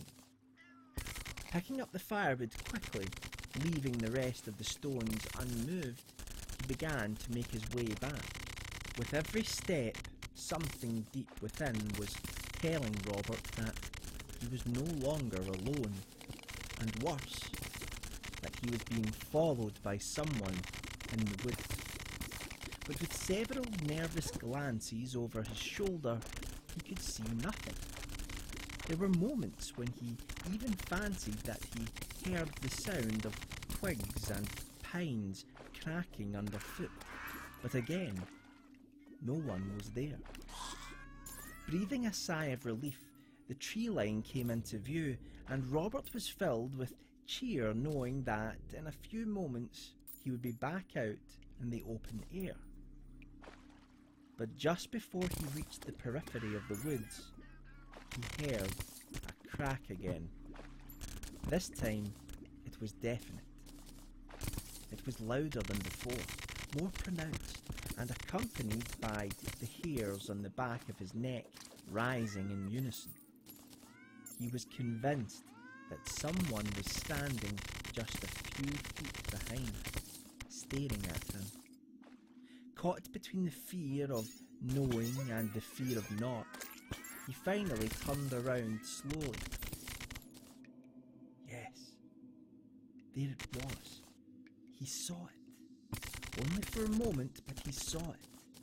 A shoulder or arm, something disappearing behind a tree nearby. Robert's mouth grew dry, making it difficult to swallow, and his heart started to thud deep within his chest. He began to backpedal slowly, hoping that he would not trip on an unseen root or weed on the floor, leaving him vulnerable on the ground.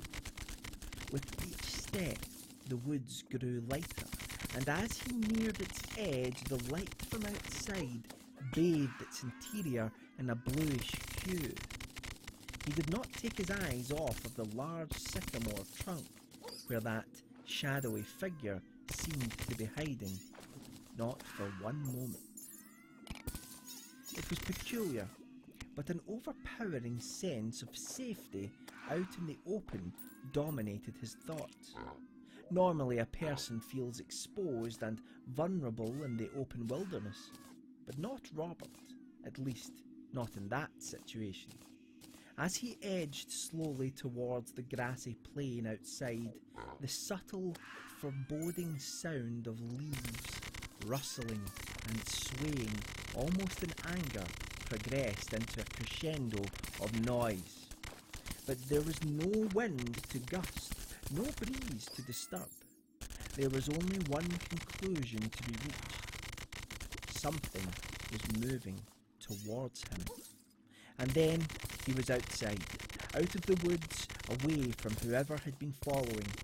No, not following. Stalking him. Robert was not a superstitious man. You could not afford to be when camping alone in such remote locations, as the mind tends to play tricks, twisting the benign sounds of nature into something much more malevolent. But regardless, he did not wish to stay around long enough to find out who his unwanted companion in the woods had been.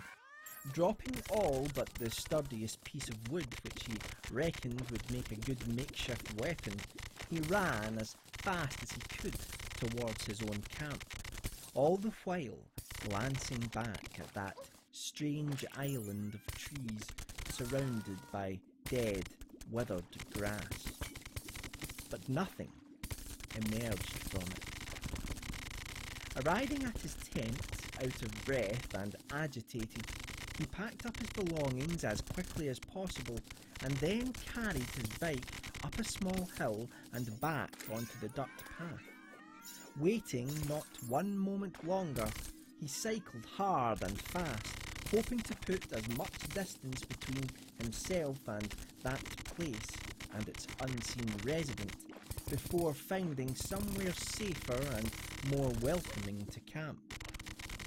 The road was now nothing but a single track of mud, which covered Robert in a shower of dirt every time his bike sloshed through an uneven depression in the ground.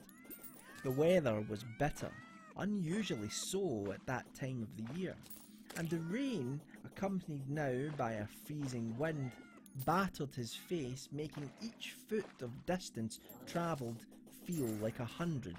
He tried to continue for as long as he could, hoping to leave the necessity of making camp until the last usable ray of sunlight.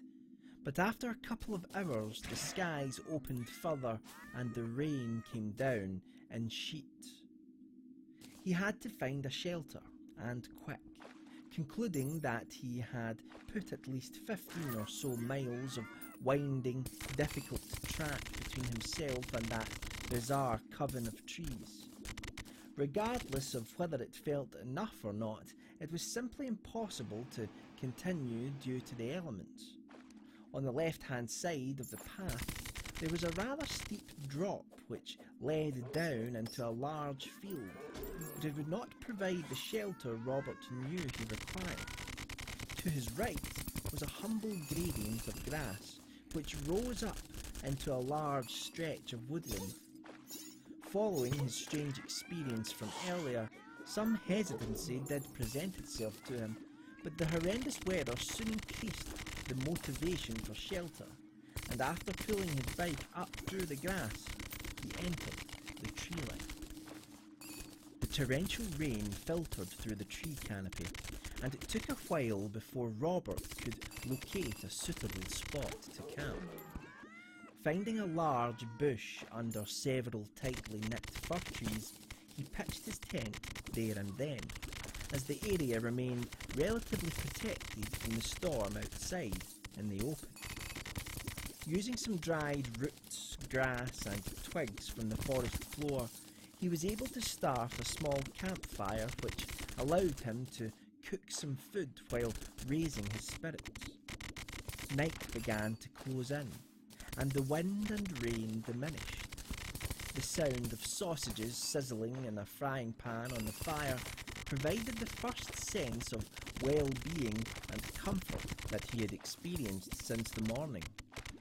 Thinking over his experience in the woods, he began to rationalise the events.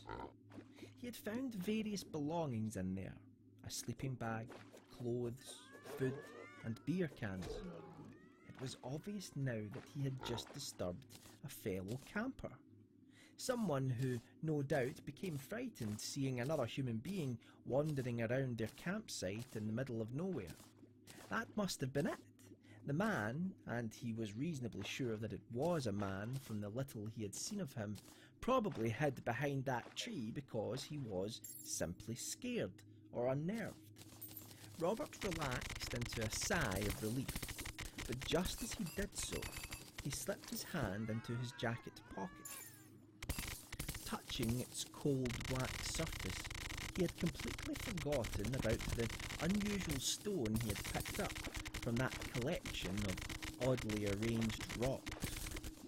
Removing it from his jacket pocket and observing it in the low red light of the campfire, Robert was certain that it had been shaped by human hands. It felt old, ancient even, but he would wait to contact his archaeologist friend before getting his hopes up too much. He would have to admit, though, that the idea of finding a relic from the past was something which thrilled him deeply. Since he was a child, he was always obsessed by hidden or undiscovered history, which perhaps explained his fascination with exploring the Scottish countryside, a land steeped in stories and myths of strange and forgotten peoples. Above all else, he hoped that it was of Pictish origin, that mysterious indigenous people who vanished without a trace over 1,000 years ago, something which historians still pondered and puzzled over. Of course, in all probability, it was a modern replica, but the romantic side of Robert's personality hoped that it was so much more, and enjoyed entertaining that hope. As he stared at the relic, something unusual began to filter into his awareness. Something different. Above the crackling sound of the fire, the now subtle wind, and the occasional rustle of a woodland animal nearby, came a noise. It was distant. How far, Robert could not tell, but it echoed out through the ridges and valleys nearby, scattering through the trees in the dark. It repeated again and again, with only a moment's pause between utterances, and it was an utterance of some description. An animal, perhaps? Robert could not identify it, despite his impressive knowledge of the local wildlife. The sound possessed strange characteristics of a creature unknown to him.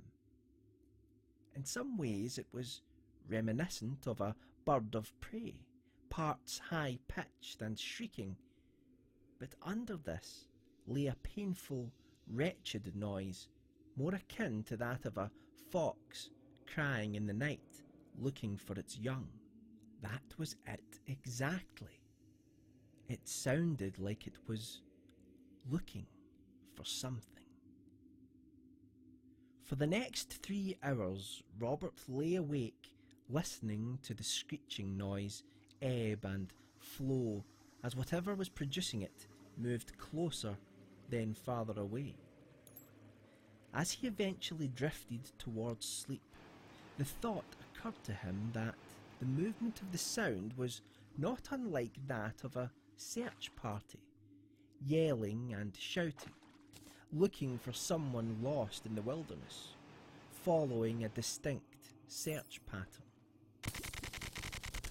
In the cold light of day the noise was gone, and while he had accepted that what had scared him the day before was simply a timid camper cautious of a stranger nearby, he still could not shake a feeling of impending dread deep from the pit of his stomach. The day passed quickly, and while he made good progress, he did not do so with the delight he had previously felt. Something toxic lay in his mind, just outside of his awareness, something which suffocated his spirits. That night again he camped in a clearing, and yet again that same horrible shriek screamed out across the wilderness, looking for something lost, something precious, shrieking with one subtle difference from the night before. It was closer. Sleep did not come easy once more, and Robert fancied that during the night he had heard footsteps nearby, but attributed these to the simple nocturnal wanderings of a lonely deer or stag. While the following day remained overcast and grey, the wind and rain were gone, both a distant memory, but for the occasional accumulation of water on the dirt track, Robert cycled onward, negotiating a network of paths, while realising that he had strayed from his intended route at some juncture. Despite this, he was confident that he knew where he was and that this unanticipated change would simply be a small detour and nothing more. At times he made great progress when the ground was even enough, stopping occasionally to take in a variety of delving valleys and rising peaks. Uncharacteristically, however, he kept his distance as much as he could from the woods and forests which often accompanied the road. While dismissing it as merely his imagination, at times he felt like there was something within them, peering out from the dark, watching. It was late afternoon, and he was beginning to feel tired, most probably due to a restless night, combined with the unrelenting pace he had set himself throughout the day. In the back of his mind, he was still running from something, fleeing an unseen, ominous threat. The path he had been on for the past couple of hours had been rather predictable for the most part, but now it curved sharply around a grassy hill to reveal a change in the landscape which had been previously hidden from view. A long stretch of dirt and uneven track penetrated a thick forest of fir trees. What Robert found interesting about the path was that it was unnaturally straight, and what he found oddly frightening about it was that it was so narrow, only a couple of feet across, both sides of the forest only an arm's length apart. This proximity provoked deep feelings of overexposure and claustrophobia. If he had been a soldier in a war zone, Robert would have highlighted this long, narrow path as a perfect place for an ambush. Standing with his mountain bike only a few feet from the beginning of both forest and track, he felt uneasy about the current situation. It was clear that the path was the only way forward, and while it appeared as though it exited the forest a few miles from his position, there was something inherently dubious about it. What, he could not tell, but he did feel that he did not wish to traverse it. Weighing up the pros and cons, he realised that both the way he came and the unknown land ahead both provoked trepidation in him. For that reason, he dismissed the sense of dread as a figment of his overactive imagination and, with measured movement, slowly set off down the long, straight track, hoping to quickly pass in and out of the forest without incident. A black cloud hovered above, and as Robert negotiated the overly uneven path as quickly as he could, the feeling of foreboding which he had so nonchalantly dismissed began to ferment in his stomach, rising up through his body, forcing the hairs on his arms to stand on end. He kept his head down for the most part, occasionally glancing ahead at what he assumed was his exit in the distance. He just wanted to be through and out of that place as quickly as possible. The trees closing in on either side, creating a suffocating atmosphere. Just over halfway down the path, an unnerving and unwelcome familiarity overtook him. A sensation which had accompanied him for days, but now seemed to be sharper, grating more profoundly on his nerves, filled his every thought. The feeling of being watched. Stopping for a moment to catch his breath, he tried as best he could to shake the immovable sensation that he was not alone. The path stretched out ahead, and as is common amongst those who attempt to reach a goal or threshold, without thinking, he looked back to measure his own progress. He had managed to cover a substantial amount of the track's length, and was quite confident that, in a short time, he would escape the narrow stretch of dirt.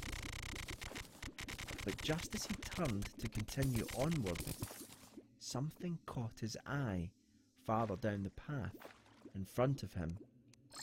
He immediately wished he had not taken the route he had chosen, that he had turned back and started homeward. It was there, unmistakable, unwavering, and utterly paralysing. Some distance away in the direction he was heading stood a figure.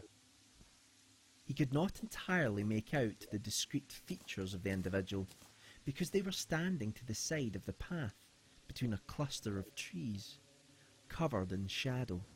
But it was there, no doubt, and was certainly not a product of his imagination. Someone was standing there, watching. And while Robert was a distance away, it felt to him as though the figure's presence was almost on top of him. Its stare accompanied by an uncommonly potent sense of, well, malice was the best way that Robert could describe it to himself. Then it was gone, disappearing back into the forest. But the feeling of danger, of the necessity to flee, did not diminish or decline, but grew in intensity. The sound of something moving between the trees rang out across the emptiness, increasing in volume as it neared. Robert panicked, turned, and cycled as quickly as he could in the direction he had come. So eager was he to escape that narrow passage, flanked on all sides by the impenetrable forest, that he did not see a deep hole in the ground. The front wheel of his bike crashed into the depression, sending him flying over his handlebars, scraping along the ground.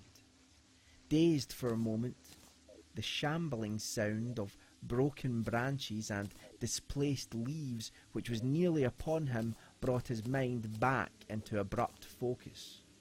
Blood dripped from a wound in his leg, and his arm was badly bruised from the impact. But all he cared about was escaping from that suffocating pathway, away from whoever seemed to be moving in the woods. Robert's beloved paint job, including the letters Rob on the bike's frame, had been scratched slightly in the crash, but that did not concern him. 2 spokes on the bike's front tyre were broken, and that most certainly did. The last thing he needed was to be completely stranded there. So he would have to ride carefully and hope that the wheel would not buckle, lasting long enough to carry him home. Home. That was exactly where he intended to go, as quickly and directly as possible, and as he was now facing in the direction he had been travelling for days, there was no time like the present.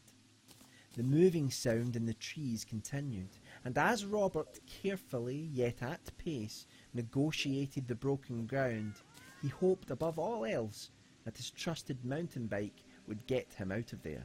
Despite his obvious advantage of speed, the sound seemed to be only moments behind, and as he came closer to the end of the forest path and out into the open, he heard a noise which chilled him to his very core. From within the dark recess of trees spewed that same shrieking, tortured cry from the nights before, echoing out, piercing Robert's ears and scratching through his nerves. Was it that figure who had been wandering near his camp at night? Surely no human could make such a sound. Panicking, he increased his speed as the front tyre of his bike wobbled and creaked under the pressure and strain. Finally, he was out of that narrow place, but he did not stop, cycling for hours without once looking back. Only when sure that his pursuer could not have followed did he stop to rest. Night was once again drawing in, and now every sound, every smell, every part of what had always made the countryside fascinatingly inviting to him took on a new, ominous and menacing form. The remoteness, the solitude, to be left alone far away from the buzzing lights of the city. He decided that tonight he would not set up camp. No fire, no tent. Robert was sure that the person following him had been able to do so because of the noise and light which he had made from night to night. It would not be pleasant, it would be cold, wet and uncomfortable, but he wanted to make sure that he could not be tracked. There were various paths and dirt tracks in the area that he could have taken, but hopefully the man who was stalking him, for whatever reason he was doing so, would not be able to find him again. Robert knew, of course, that his tyre tracks could easily betray his location if his pursuer was smart enough to follow them. The bike marks were obvious. For this reason he backtracked for several minutes off the path in an attempt to confuse anyone following should the need arise.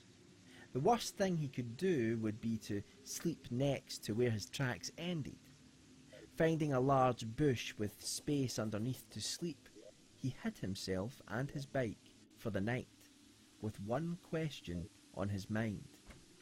If this stalker was able to keep up with his progress each day, he must have been using a bike or vehicle of some description. But where were the tyre tracks? Sleep did not come at all that night, but around 3 a.m, that wailing, inhuman noise did, moving around the area, searching. By now Robert was beginning to suffer from lack of rest, but in spite of this, at the first sign of daylight, he quickly uncovered his bike from its hiding place and started on his way once again. Not one foul noise was heard that day, nor any evidence that his stalker was nearby. Rationality began to overtake Robert's fear as night once again settled in. He had covered much ground throughout the day, and had managed to take care as best he could of his bike's front wheel, which, bar the occasional creak or groan, was performing admirably. He concluded, after much soul-searching, that he had allowed himself to get carried away by the isolation of his surroundings and the, admittedly, unnerving person he had seen in the forest over the past few days. But surely it was preposterous to believe that he was really being followed. Perhaps the individual he had seen was not the same as the one he had encountered at that strange island of trees. It would make more sense that it was in fact just another camper. Maybe there were a few of them in the valley, and as for the unfamiliar animal screeching at night, it must have been a species of bird in the area which he had never heard before. That night Robert would set a campfire. He would cook his food, eat well, and enjoy the solitary countryside as he had intended to for such a long time since planning his holiday. After locating a suitable spot in the forest, that is exactly what he did. He cooked on a roaring campfire and sat for hours gazing at the night sky through the branches of the trees above. There were no noises, no strange shrieks, no shambling footsteps in the darkness. Nothing. Confident that his unwelcome travelling companion had been left far behind, he retired to his tent, exhausted, in much need of a well-earned rest. 2 paltry hours of sleep later, however, Robert woke to the sound of something stirring outside. He had left the campfire burning, as he was uncomfortable in spending another night in darkness, and its flames seemed to dance, shifting and changing shape in the night air, casting shadows all around onto the thin canvas of the tent like a naturally occurring cinema screen. But it cast one shadow in particular, which dominated all others. That of someone sitting by the fire. Robert froze. His mouth went dry, and his breathing became shallow and anxious. He could not believe that he had been so stupid to persuade himself that no one was following him. In lighting another fire, he had led the stalker directly to where he slept, and now they had the upper hand. God only knew what they wanted. After a moment of utter terror, Robert realised that he needed to defend himself. Sitting up slowly and pulling his sleeping bag off and out from under him as quietly as possible, he scanned the tent, looking for something he could cannibalise as a weapon. But anything of any weight was in his backpack. A metallic torch, the wood he had taken days earlier, a glass bottle, etc. And he had stupidly left that outside of the tent. He cursed himself for being so reckless, and could scarcely believe that he had left his bag outside when he always kept it inside, away from the rain and wild animals. Exhaustion was the only explanation, but that did not help his current circumstance at all. Then he remembered the old axe head, the black rock he had found at the stranger's camp.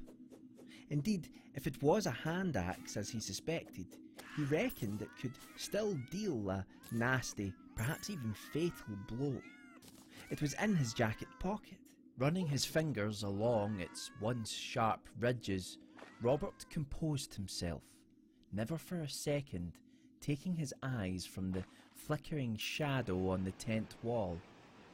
The door to the tent was luckily unzipped, but the 2 flaps from the outer fly sheet were draped over the entrance, obscuring his view. With one eye, He peeked through the slit between the canvas, slowly. There it was. Someone sitting at the campfire. By his build, Robert was certain it was a man. The backlight of the fire made it difficult to decipher any of his features, but the shoulders were broad, strong, and it was clear that this man had been in the wilderness for some time, as it appeared that he was wearing rags of cloth which hung loosely around him. His head was covered in long strands of black, wet hair which had clumped together in places, presumably because it had not been washed for some time. Staring at the rear of the man's head, Robert tried as best he could to subdue his fear. He thought that he could conceivably sneak up behind him and knock him out with a blow to the back of the head with the black stone. But that could be murder. And Robert did not even know if the man was violent. Perhaps he was a nomadic type, a traveller. Yes, maybe it was best to wait. Maybe he would just wander off into the woods, although that seemed unlikely. Just as Robert affirmed to himself that if the man made a move towards the tent, he would rush out into the open and fight him head on, he noticed something. Something was odd about the way the man was sitting. First of all, he was sitting still. So still that anyone would have been forgiven for mistaking him for a statue. Not the slightest movement was made, nor was there any indication of life at all. No subtle shifting of weight, no rising and falling of breath. Nothing. While this stillness was unnerving, it was Robert's second observation which bothered him the most. The man was sitting forward, facing the fire, but the shape and position of his upper body and head was somehow off. They did not seem to quite add up. His frame seemed unnaturally positioned. A crackle from the fire, followed by a wayward flicker of light, revealed the truth.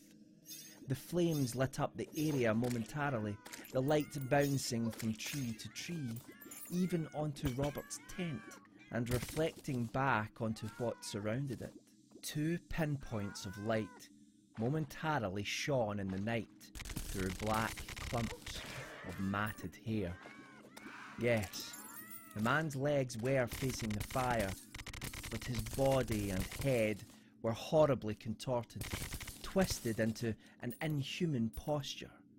The man's legs were indeed facing the fire, but his head and body were facing Robert. This was no man at all. How long it had sat there staring at the tent, waiting, he did not know.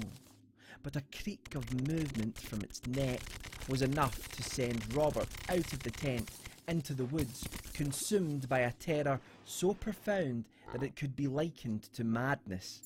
He did not know how long he had been running, nor if he had been screaming the entire time, but his feet were cut in several places, and the first rays of sunshine were peeking out through the still, thick branches of the forest.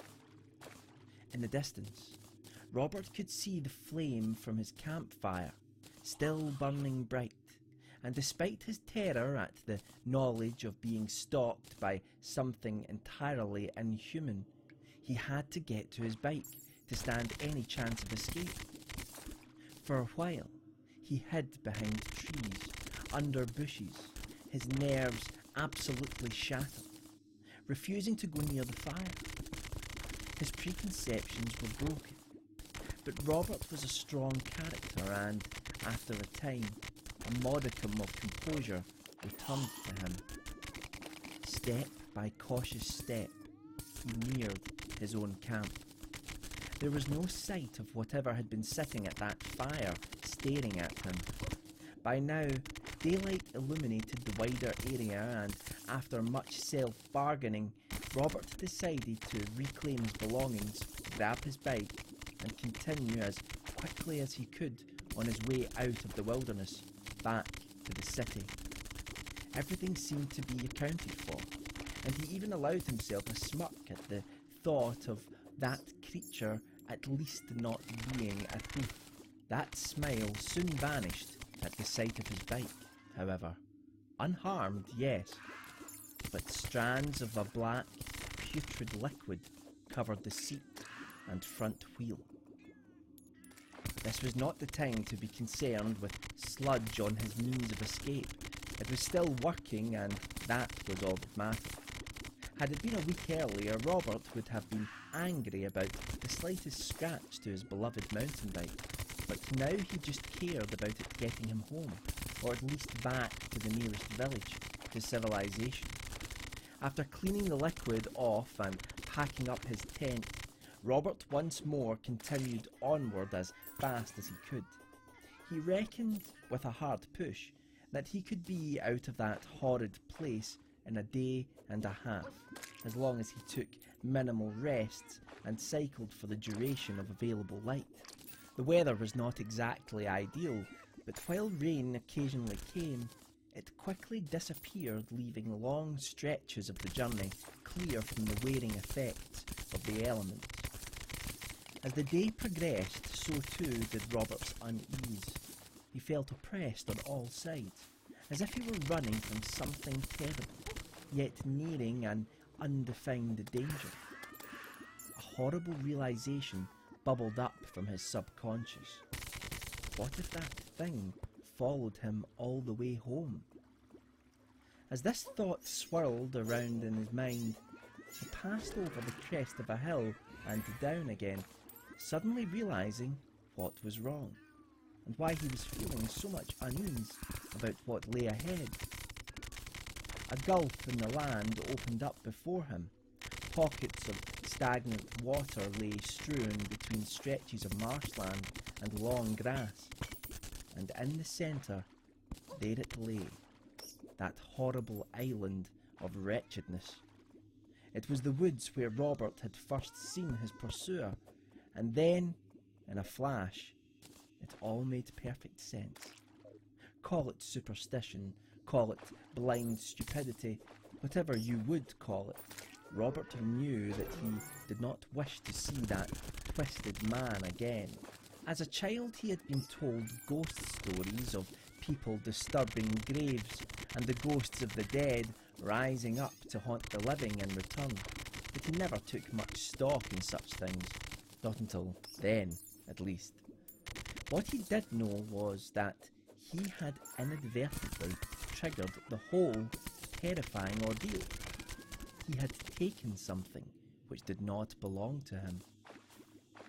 After hiding his bike in the long grass, he trudged towards that isolated pocket of woodland where what he now knew to be a grave lay, minus one oddly shaped black stone which he had been carrying with him ever since the ordeal had begun.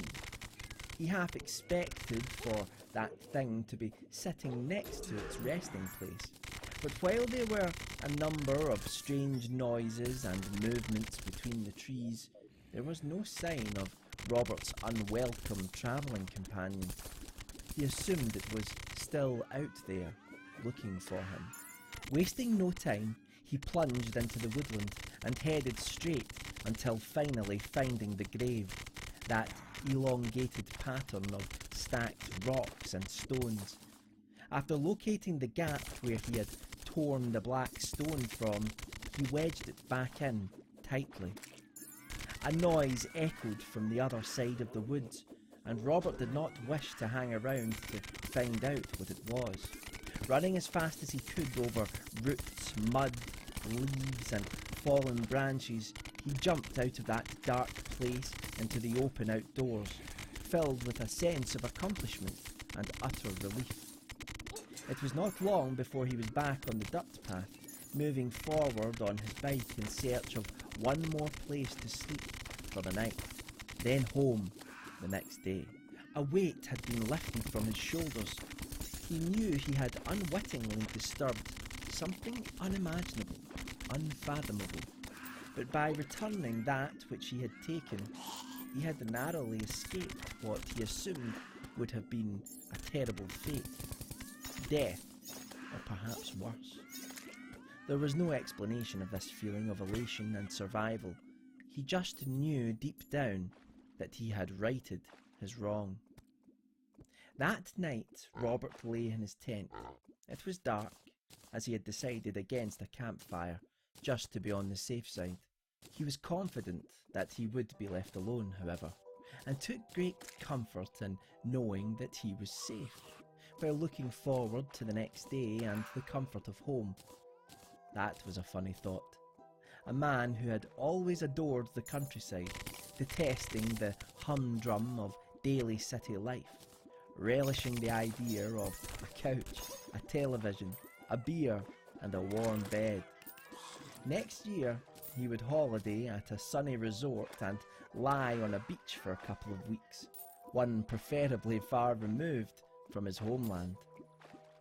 Robert closed his eyes with a smile on his face and drifted off. The noise which he had heard outside for so many nights suddenly screeched at a blood-curdling and overpowering volume. Without having to open his eyes, he knew. The sound did not come from the woods. It came from inside his tent. Robert Francis was never seen or heard from again. Scotland is old. It has an ancient and hidden history of peoples and places long forgotten. But perhaps some trace remains, isolated and alone in the bitter wilderness. So should you ever wish to wander the hills, forests or lochs of this old country, bear one thing in mind. If you find a collection of stones heaped together not unlike a grave, and they are surrounded by trinkets of modernity, a sleeping bag, food cans, or perhaps even an old bike with the name Rob etched into it, walk on. Do not look back. Do not touch anything, whether it is an unusual black stone or a simple piece of forest wood. Above all else, most certainly never take a souvenir, for those who lie in slumber nearby may just take one from you.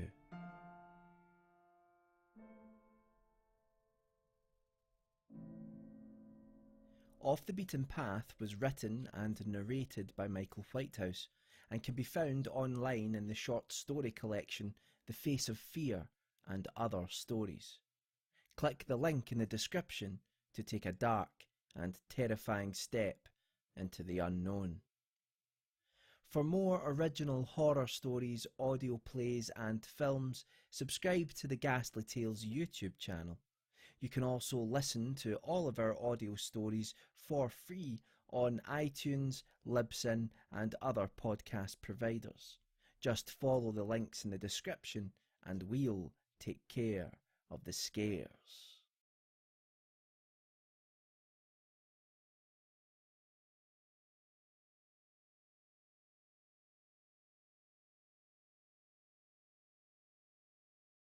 So, das war die zweite Story. Genau, die zweite. Ein sehr langes Stück, zieht sich vielleicht zwischendrin mal ein bisschen, aber ich muss sagen, ist eigentlich sehr schön von ihm geschrieben. So, damit es nicht so still ist. Aber die Terraria-Musik noch einen Moment an, bevor wir noch die letzte Geschichte spielen. Also, Moment, da unten ist noch was verkehrt. Das gehört da weg. So. Jetzt stimmt alles. Ich habe auf jeden Fall eine Geschichte noch für euch.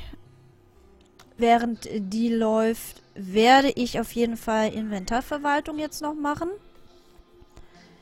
Und das ganze Eis, das ich da eingesammelt habe, verarbeiten. Haha. Damit ich, wenn ich das nächste Mal ja, zerstören gehe, genug Platz da drin habe, ne? Ich habe ja allein hier schon wieder ein bisschen was mitgenommen. Ja, also, ihr habt's gehört, die Moral von der Geschichte. Nicht einfach irgendwo irgendwelche Sachen aufheben. Es könnte jemanden gehören, der dann ja, so schlecht gelaunt darauf reagiert, dass es nicht einmal was bringt, es ihm wiederzugeben. Ob das jetzt auch außerhalb von Schottland, also auch an anderen Orten so ist, weiß ich nicht. Ich selbst habe das noch nie ausprobiert, ehrlich gesagt. Und nachdem ich diese Geschichte gehört habe, möchte ich es ehrlich gesagt eigentlich auch gar nicht. Ja, im Gegensatz zu meinem, oh, ich muss alles looten, hier in Videospielen, halte ich mich da eigentlich in der realen Welt doch mal etwas zurück, wenn ich irgendwo unterwegs bin. Wobei ich zugeben muss, ich sammle eigentlich gerne so Sachen aus der Natur, so eine Feder vielleicht oder ein Kieselstein aus einem Flussbett. Also sobald aber ein Ort irgendwie so seltsam aussehen sollte, wie er das da beschrieben hat, mit dieser Insel trockenen Grases und Steinen, die so angeordnet schienen, als würden sie ein Grab kennzeichnen. Finger weg. Nix mitnehmen. In Ruhe lassen. Nicht, dass ich hier noch ein paar nette Zuhörer verliere. Das wäre ja schade, oder?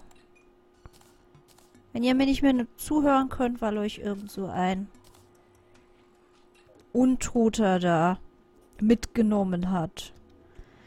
Ja, aber apropos Untot. In der nächsten Geschichte geht es auch wieder um ein Grab bzw. Gräber,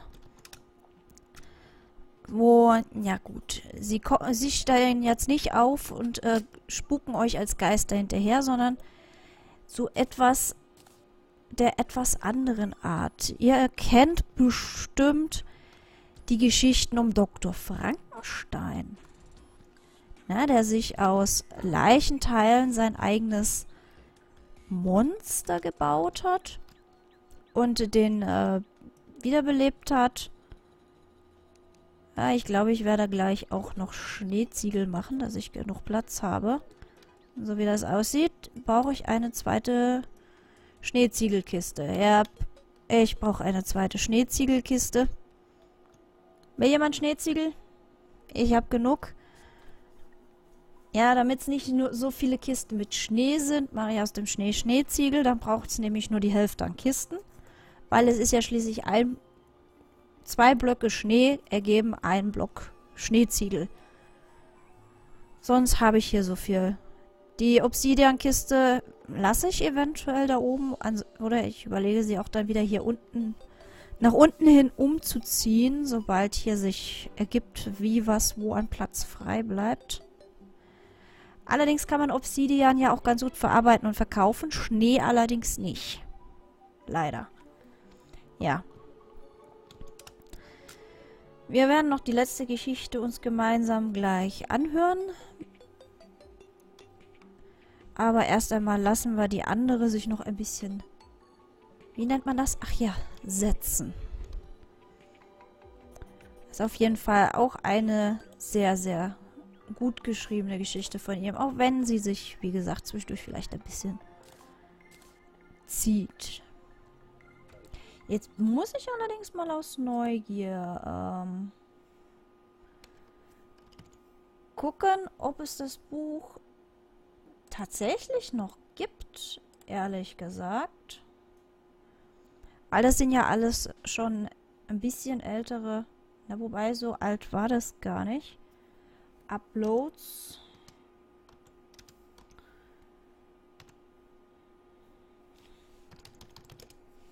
Schaue ich mal. Nein. Ich habe mich vertippt. So. Die waren schon von diesem Jahr. Wenn ich das gerade richtig im Kopf habe. Ja, die eine vorhin. Melancholy of Herbert Solomon war nochmal wieder hochgeladen. Die Geschichte existiert eigentlich schon länger. Da gibt es auch mehrere Vertonungen von. War vom Mai. Off the Beaten Path ist ein bisschen früher. Schauen wir mal. Noch einmal. Ah ja, das war letztes Jahr September. Der Max, der lebt noch. Ist ja schön.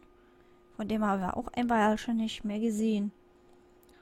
Sagen wir dem Maxe doch mal Hallöchen. Wo ist er denn? Hey. Nicht abhauen, Steam-Chat.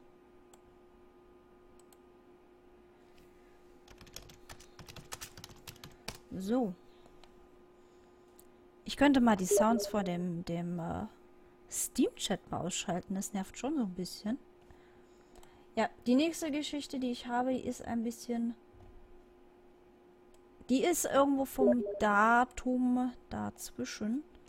Aber das wollte ich ja eigentlich gar nicht nachgucken. Ich wollte für euch nachgucken, ob es The Face of Fear, ob es das Buch überhaupt noch gibt.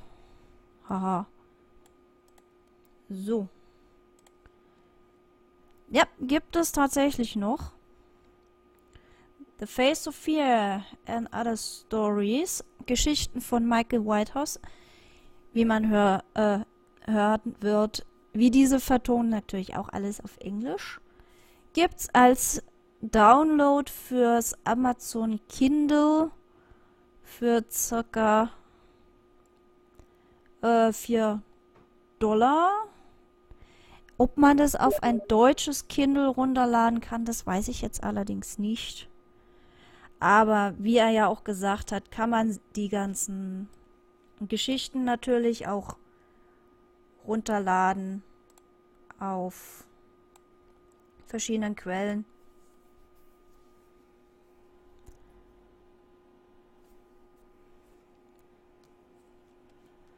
Ja. Ihr könnt ja mal da einfach mal drüber schauen, wenn ihr wollt. Ich habe ja den YouTube-Kanal verlinkt und da haben die Jungs auch dann bei den jeweiligen Sachen auch ihre ganzen Links untergebracht. Was schreibt denn der Max?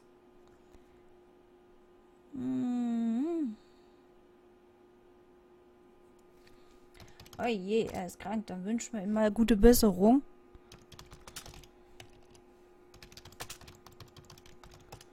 Krank sein ist immer doof. Aber es ist schön, dass er auch mal wieder Hallo sagt. Ja, der Nipa, der packt seine Koffer. Hast ja schon verraten, du haust ab. Sei aber auch vorsichtig. Ich weiß nicht, ob es in Schweden vielleicht auch so komische Geister gibt wie hier in Schottland in der Geschichte hier. Off the Beaten Path. So, schreibt der Max noch was? Ich warte mal noch einen Moment. Ich werde auf jeden Fall schon mal den nächsten Teil vorbereiten. Wo ist denn mein Button? Wo bist du? Wo bist du? Da bist du. So. Ach, das ist schön mit diesen ganzen Einzelteilen hier auf dem Layout, die man hin und her einblenden und ausblenden kann. Hätte ich schon viel früher machen sollen. Aber ich hatte vorher auch eigentlich noch gar nichts, was ich zusätzlich einzublenden hatte, außer dem Spieltitel. Aber der steht ja sowieso in der Kanalüberschrift. Nee. Aber wenn ihr sowas gerne noch öfter hören wollt, der Michael, der hat noch einige Sachen mehr geschrieben.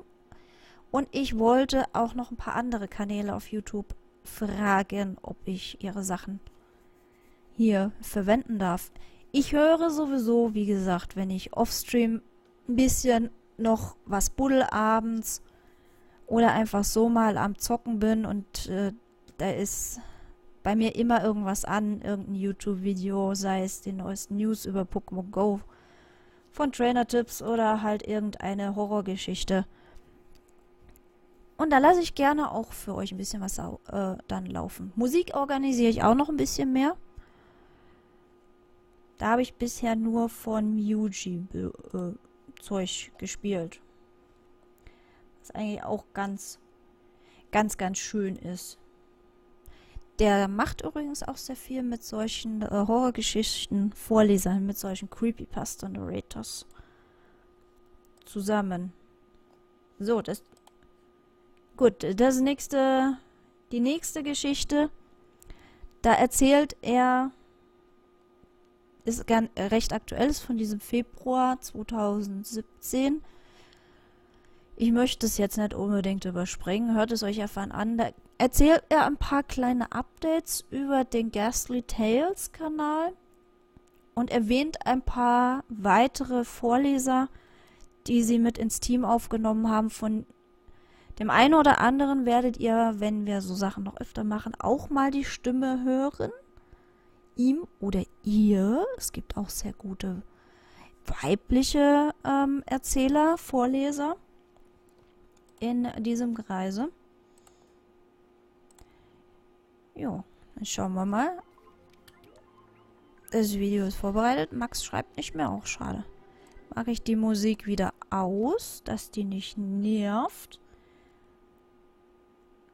Mach die hier wieder weg. Und als nächstes geht es ja, wie gesagt, um Gräber.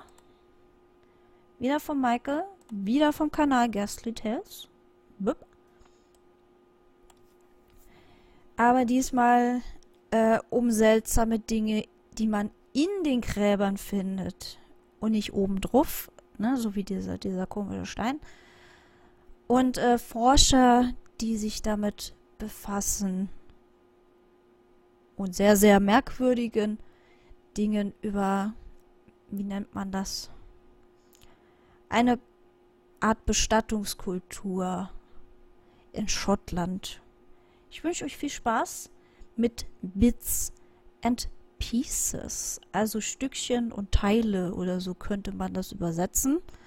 Und hier geht es in dem Fall eben um Teile von Toten.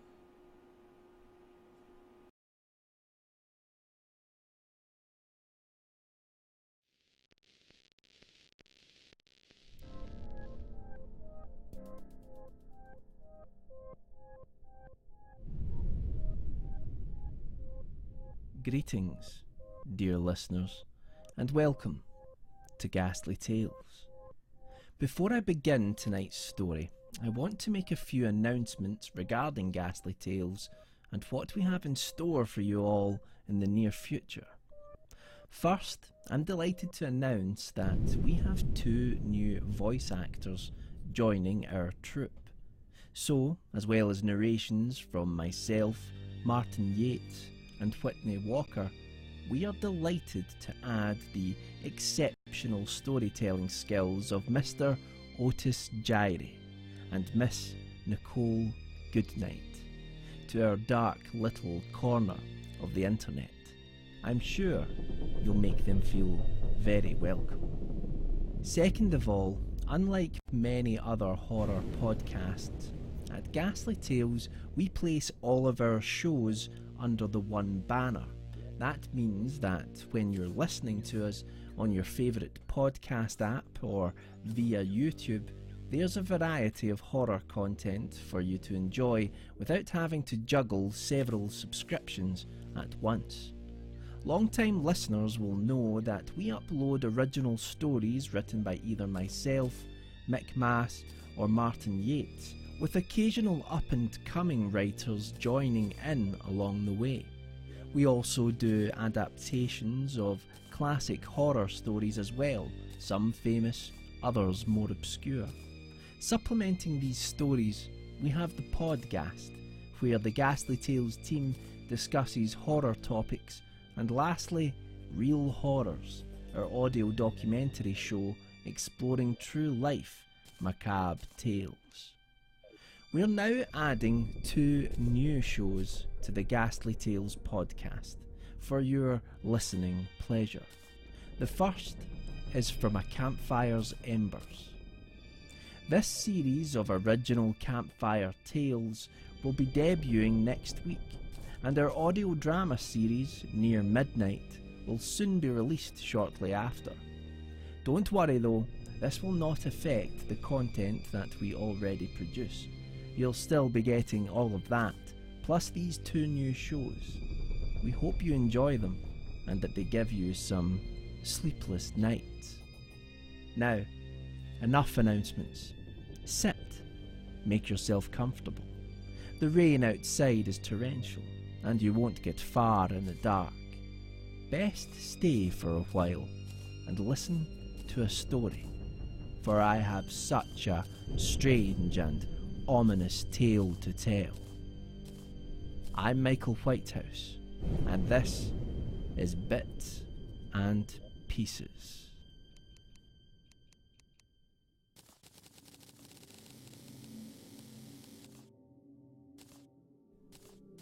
If you are interested in the weird and wonderful, then you might already be familiar with the strange case of the Uist mummies.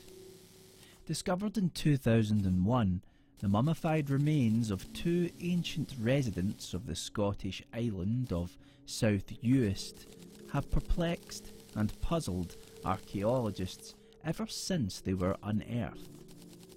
Buried deep in the ground of that remote corner of the developed world, the most recent scientific data estimates that both corpses were placed there over 3,000 years ago. Their skeletons were found to have been contorted into an unnatural fetal position, and the photos, which appeared in the national newspapers at the time, were enough to make anyone uneasy. It was said that such a deliberately manipulated pose was common in ancient burials, but it was clear during those first few weeks of the excavation that one of the bodies was anything but common. The archaeologists exhuming the corpses placed great importance on the burials being the first concrete indication that the ancient peoples of the British Isles did indeed mummify their dead. This has created quite a stir in the academic community ever since. As we speak, the hunt to find the estimated hundreds, if not thousands, of similarly preserved dead ancients dotting the land beneath our feet continues. After some preliminary tests were performed on the remains, it became apparent that both bodies had been immersed for at least a year in an acidic material shortly after death. This led to speculation that they had been mummified by being steeped in a nearby peat bog for some time, a blackened, swamp-like piece of wetland formed through centuries of accumulating rotting plants and animals. They were then left above ground, perhaps to be paid tribute to, or to act as a warning to others for hundreds of years for some hideous crime. Both bodies had been remarkably well preserved, and it was estimated by the archaeological team on hand that they had probably been stored in a primitive hut or house structure for much of their time above ground. Why this occurred is anyone's guess, but it has been argued that the bodies were of ceremonial importance. Perhaps a priest class lived alongside the seemingly immortalized bodies for an unknown ritualistic purpose, before finally concealing them in a stone coffin made of uneven slabs beneath the ground, not before removing a tooth from each jaw and placing them in the palms of their rotting, clenched fists. A curious practice, indeed. The fact that the steeping of the bodies in the peat bog had led to the preservation of both corpses excited the researchers. They believed that there was every possibility that some DNA might have been protected from thousands of years of rotting beneath the earth. This could be used to trace the ancestry of the individuals, and so the difficult process of extracting genetic material from the remaining flesh began. It was during this process that one of the scientists, a Dr. M. Greeley, noticed something amiss with one of the cadavers. How something so obvious could have been initially overlooked was the source of much debate amongst the research team, but there seemed to be no doubt. One of the mummified corpses was not technically a solitary person. It was composed of body parts from a number of once living individuals. At first this was assumed to be pure chance, that perhaps the area had been an ancient cemetery, housing numerous cadavers, and had become a mixed bag of body parts as they rotted, tossed around by the elements above and below ground level. This, however, was vehemently denied by Dr. Greeley. She was absolutely convinced that the mummified body was deliberately cobbled together from various corpses for some unknown reason. Regardless of who was correct, the research team concluded unanimously that the body was mostly that of a 40-year-old man, comprised of, at the very least, an arm, part of a leg, and a few ribs coming from other sources, with the jawbone and lower teeth certainly that of an elderly woman. DNA identification of other body parts was, unfortunately, impossible. Dr. Greeley initially argued that the remains must have been pieced together in a ritual where body parts were offered to the whole skeleton for some reason, perhaps as a way to cement alliances between tribes, or to lay claim to land where the cadaver was buried, much in the same way that marriage was often used to bring two groups together. But as her investigation became more time-consuming, the outlandish nature of her claims increased. After poring over the data and performing her own tests on the corpse for several months, she petitioned the academic research team involved to publish her conclusions. There was much resistance within the group, and it was decided that Dr. Greeley had either lost her mind or was not the excellent researcher that they had believed her to be. She was suspended from the research project for an indefinite period and asked to rethink her assertions, but she would not, could not let them go. Before being escorted from their laboratory, where the mummified remains were being stored, she was informed of the proposals to remove her from the project by a sympathetic colleague. With little time to act, Dr. Greeley gathered up all her research notes and pocketed the jawbone of the mummy, which she had removed carefully for analysis, before the head of the research team entered the laboratory with a security guard and asked her to leave the premises immediately.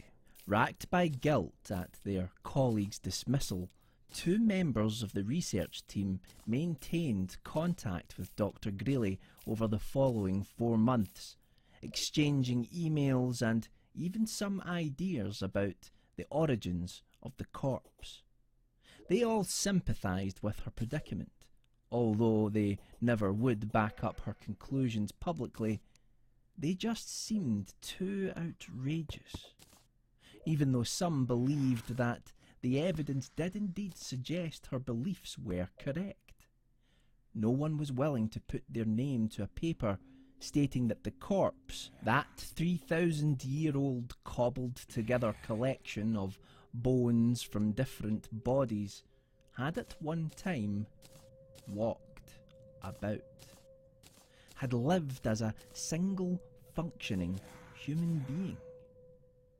No, while Dr. Greeley had found preliminary evidence that the bones could have been attached to one another by cartilage, tendons and muscle, there must have been some bizarre contamination of the results.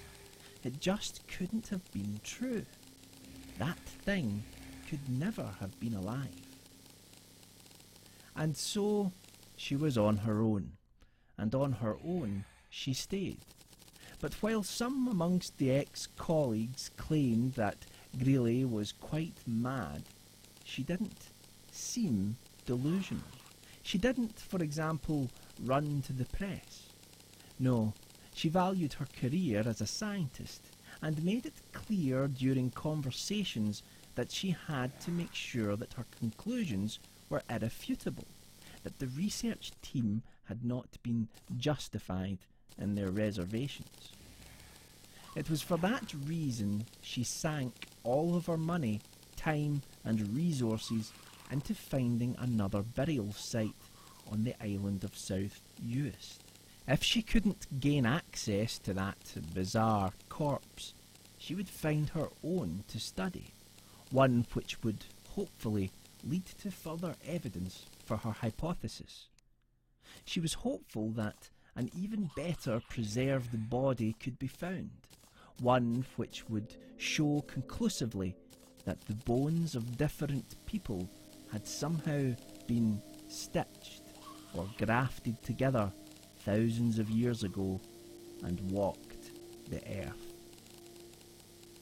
Dr. Greeley hired a team of historians to help her identify locations which potentially contained early Bronze Age settlements. Those areas were then assessed at great cost by a freelance geophysical survey team, probing the ground for possible chambers or stone coffins hidden beneath. Keeping those she was closest to abridged of her progress, it appeared that she had indeed finally found another burial site, and was confident that its construction matched that of the first tomb. Having spent all of her savings just to find the site, she did not have enough money left to hire a group of archaeologists to excavate any remains which might have been hidden there. For this reason, Dr. Greeley undertook the back-breaking work of digging for proof herself. The phone calls and emails that she had been sending to her colleagues diminished over time. And it did indeed seem that she was slowly succumbing to obsessive behaviour and perhaps even a debilitating mental illness, ranting about bits and pieces, walking around at night, disturbing my work.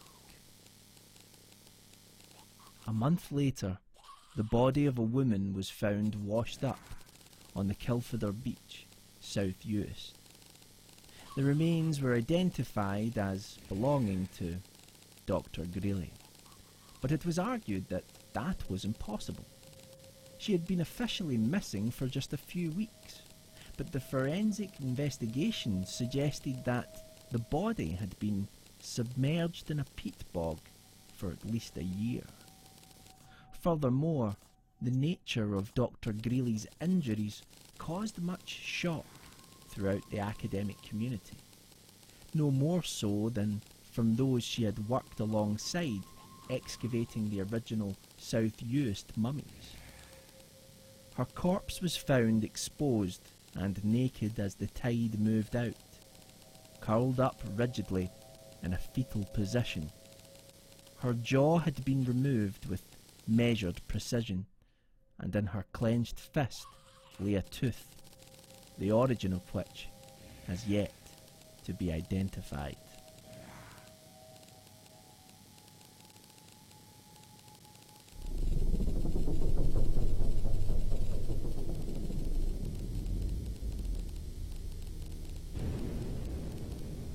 Tonight's story was written, narrated and scored by Michael Whitehouse and can be found in the short story collection The Face of Fear and Other Stories, along with all other Ghasty Tales links in the description below.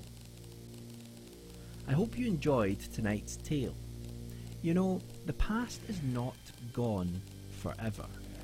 It exists out there in the twilight somewhere, and from it a cold rotting hand may reach out to touch the present and take one of us who lives there. Unpleasant dreams, dear listeners, and please join us next time for another ghastly tale.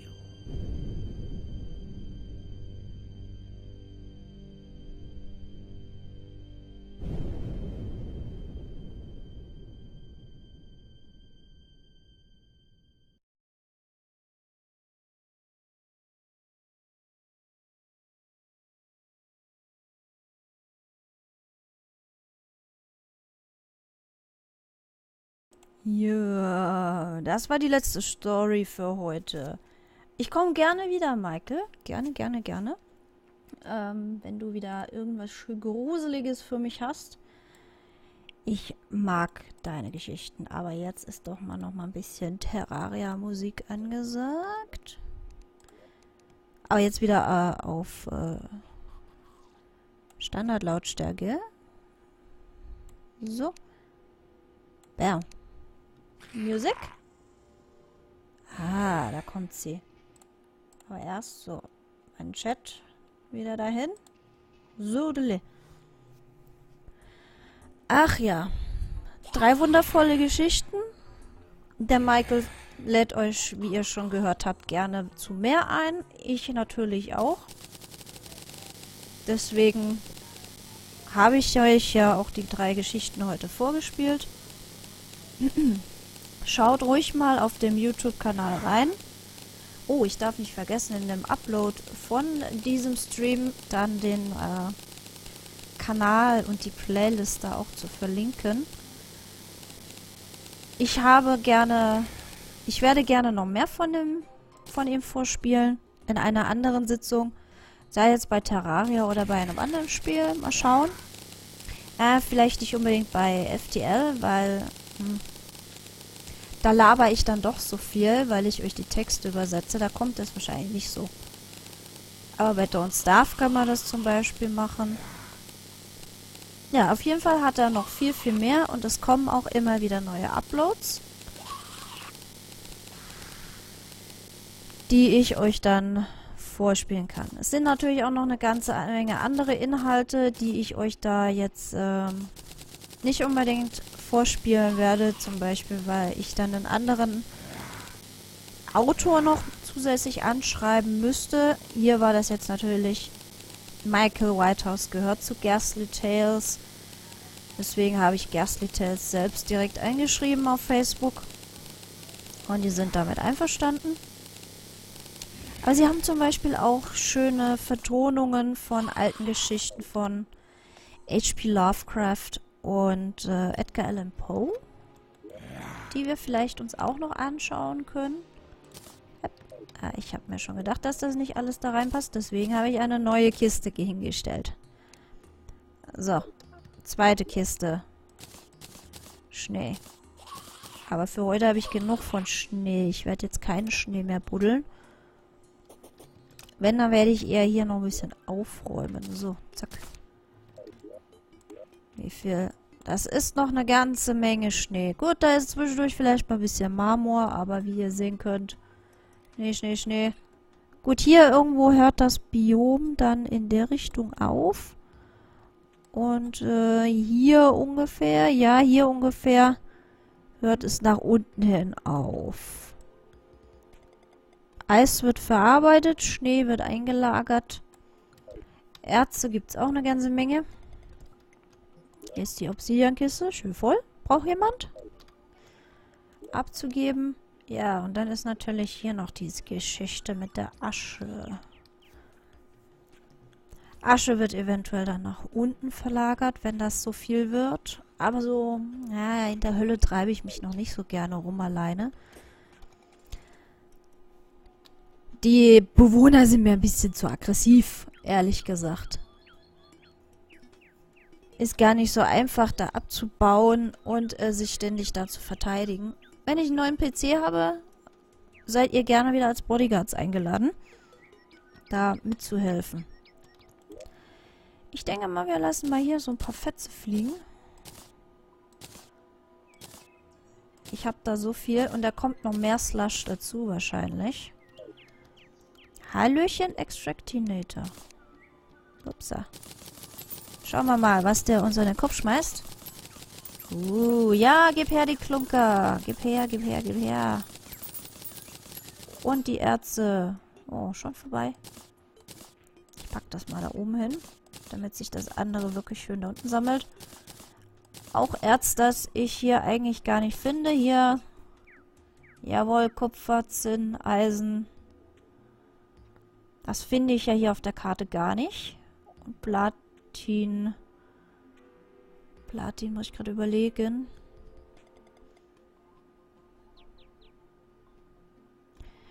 Silber oder Kupfer und Gold oder Platin. Da ich hier Gold habe, habe ich hier kein Platin. Ja, genau.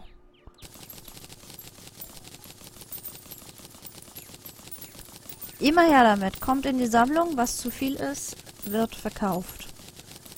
Eventuell mache ich für die Hardmode-Erze vielleicht doch auch noch eine zweite Kiste. Müsste ich mir aber recht bald überlegen, bevor ich so viel davon dann doch beiseite schiebe.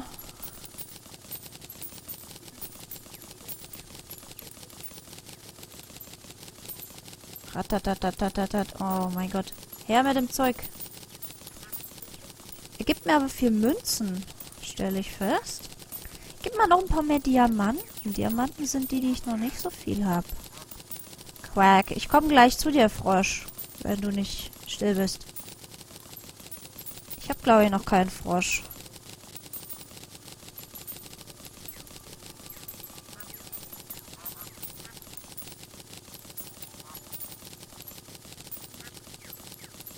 Naja, also mit Diamanten ist er echt ganz schön geizig. Sehr viele von den häufigen Erzen, ja, ist klar.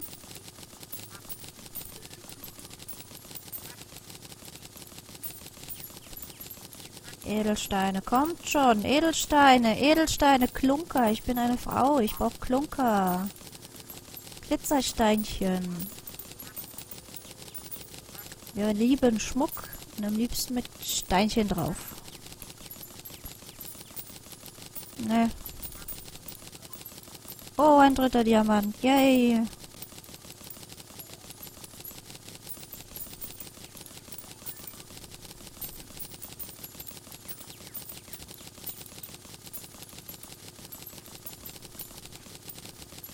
Meine Güte, da wird man reich. Bestimmt.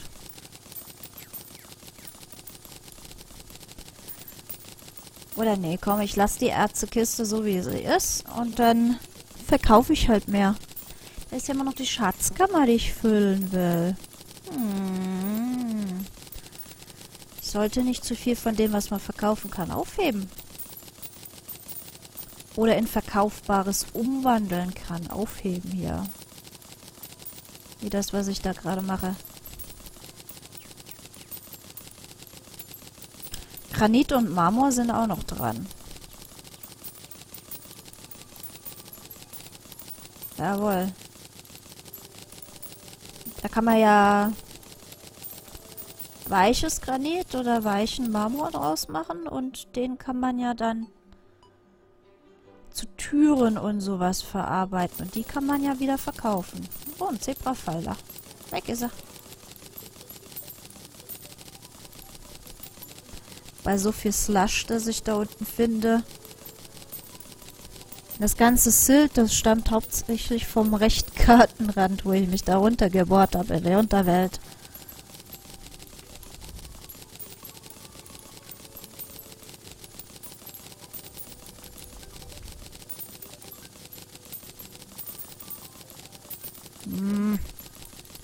6 Diamanten mittlerweile.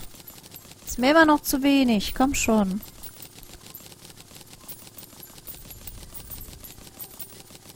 Mehr Diamanten.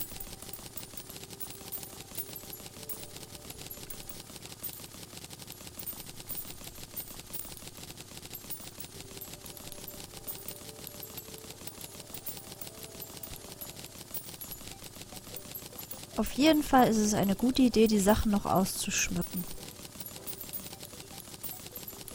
Hier den Turm noch ein bisschen zu schmücken.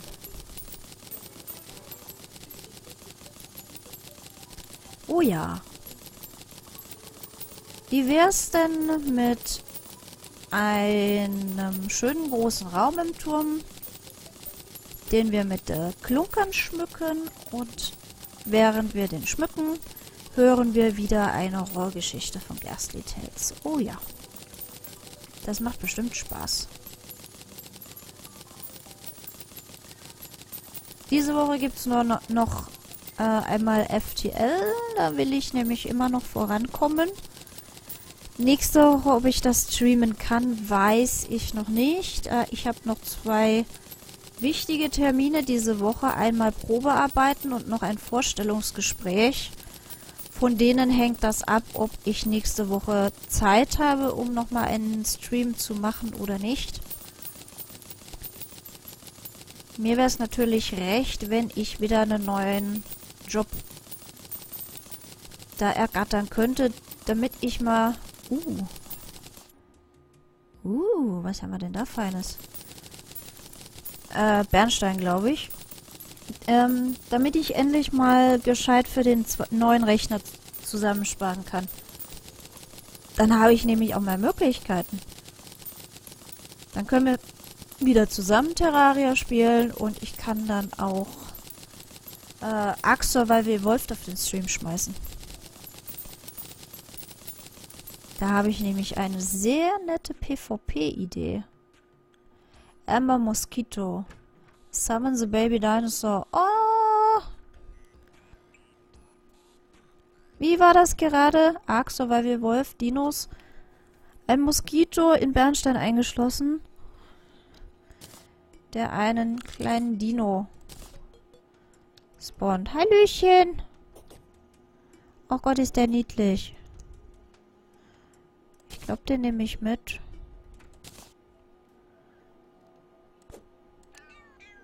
Kämpft er auch? Oh, das wollte ich nicht. Da wollte ich hin. Nein, auch nicht. So. Oh komm, der darf mir jetzt immer hinterherlaufen. Der ist ja süß. Mein neues Haustier. Ich nenne dich Yoshi. Wie der aus Mario.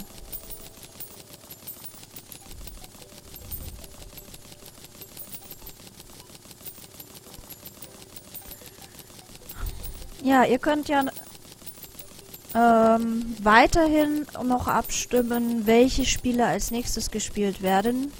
Also ein Spiel, das ich als nächstes spielen werde. Wenn ich mit FTL fertig bin, spiele ich dann ein anderes dafür.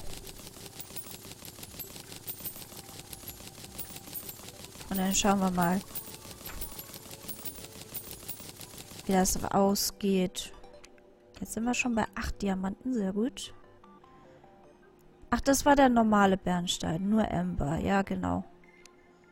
Ich dachte erst für einen Moment, es war irgendwas mit Fossil, war es aber dann doch nicht. Ach, ich finde den kleinen Dino aber echt süß.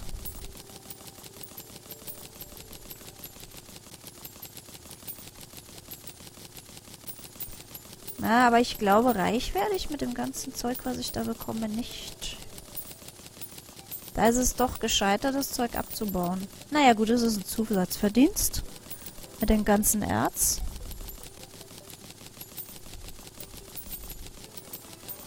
Ich bin auf jeden Fall ausgestattet. Wenn ich dann nochmal Zeit habe, nochmal Offstream zu spielen. Habe ich wieder Platz frei, kann ich weiter Schnee abbauen. Wenn ich das ganze Stück da links abgebaut habe, dann sind die nächsten Tunnelstücke dran. Wobei mir dafür... Muss ich gleich mal gucken, wenn ich das hier durch habe. Habe ich genug Ziegel? Könnte eventuell sein, dass ich nicht genug graue Ziegel dafür habe.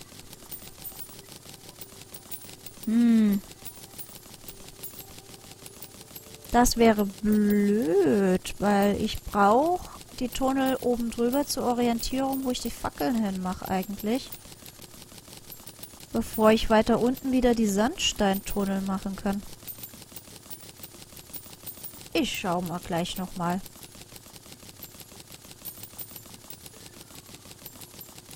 Wenn ich da nicht genug Stein habe, dann muss ich mir halt wieder irgendwo noch ein bisschen was besorgen.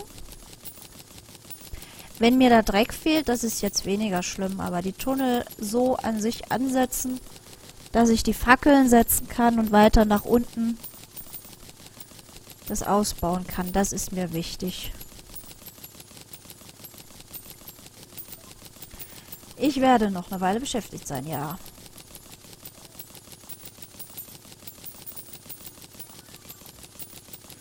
Ihr seht ja, ich habe ja jetzt extra heute 3 Stunden gemacht.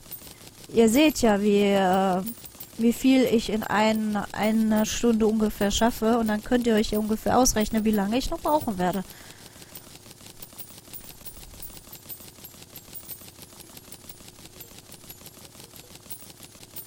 Aber ich vermisse unsere Bossprügelzeiten.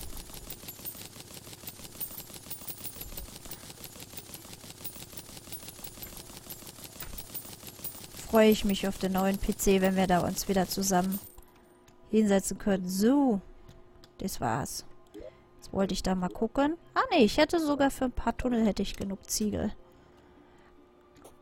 Oh Yoshi, jetzt bist du da unten, du. Naja. Platin. Kriege ich doch mal ein bisschen mehr Platin. Gut, über Blei freue ich mich immer. Zinn habe ich so eigentlich schon genug. Und Silber und Gold. Tungsten ist hier. Und Kupfer ist da. Kupfer, Eisen und Platin habe ich halt. Die gehören halt nicht hier auf die Karte. Da habe ich halt am wenigsten. Auf der Karte gibt es ja Blei, Zinn, Silber und Gold. Genau. Muss jetzt nicht heißen, dass ihr mir jetzt dann noch Erze mitbringt. Nein, ich krieg genug dann hier durch das Silt und Slush und so. Blub. Ah, fast. Bald habe ich Topaz. Zweiten Stapel. War noch jemand Herzen? Habe ich auch. Eine ganze Menge. Wie sieht's in der Marble-Kiste aus? Das könnte eventuell... Da ist jetzt nämlich schon wieder ein Marble-Biom.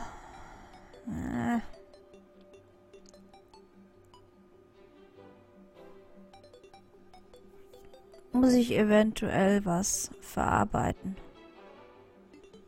Ja, muss ich eventuell was verarbeiten.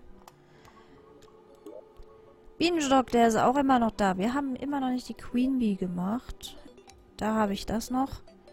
Was fiel mir da letztens ein? Genau das da.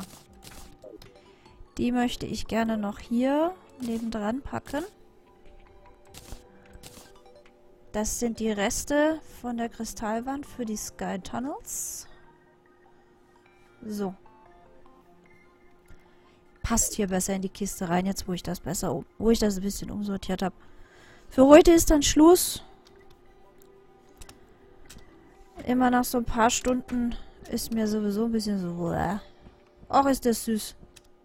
Der holt sich so einen kleinen Flatterfreund, um mir hinterher zu fliegen. Ist das Petri? Dein kleiner Freund? Süß. Vorschläge hier für leere Räume. Okay, da ist noch für ein paar NPCs reserviert. Ich weiß nicht, wie viele noch kommen. Aber da sind so viele leere Räume. Wenn ihr Ideen habt. Edelsteinraum ist eine Idee von mir. Hier habe ich noch einen Bannerraum. Ah, ich glaube, ich sehe da ein paar Banner aus dem Eisbiom, die ich doch schon habe. Na, werde ich dann sehen. Und ich muss unbedingt meine Checkliste machen, welche NPCs mir noch fehlen, damit ich die Räume einrichten kann. Wenn ihr noch ein paar Grabsteine habt, hier, da wollte ich noch eine zweite Reihe hinbauen. Ein Computerzimmer, schlägt der Nipa vor. Da muss ich mich ein bisschen mal informieren, wie das geht. Da war irgendwas. Oder war das bei Minecraft mit dem Roboter? Nee. Ich glaube, mir fehlt irgendeiner von den Tackern. Ich habe die hier, die so ein paar Sachen mitbringt. Mit ihr kann ich zum Beispiel, ja, mit ihr kann ich die Teleporter bauen, aber da gab es, glaube ich, noch irgendwas Hightech-mäßiges. War das von dem Goblin-Tinker? Komm mal her. Apropos, ich glaube, ich habe deine Werkstatt. Ja, die habe ich mir noch nicht geholt und woanders hingestellt. Genau, von dem gab es die Rocket Boots. Toolbelt increases Block Placement Range. Sollte ich mir mal vielleicht überlegen fürs nächste Tunnel bauen. Wenn man dann weiterkommt. Mit den Tunneln.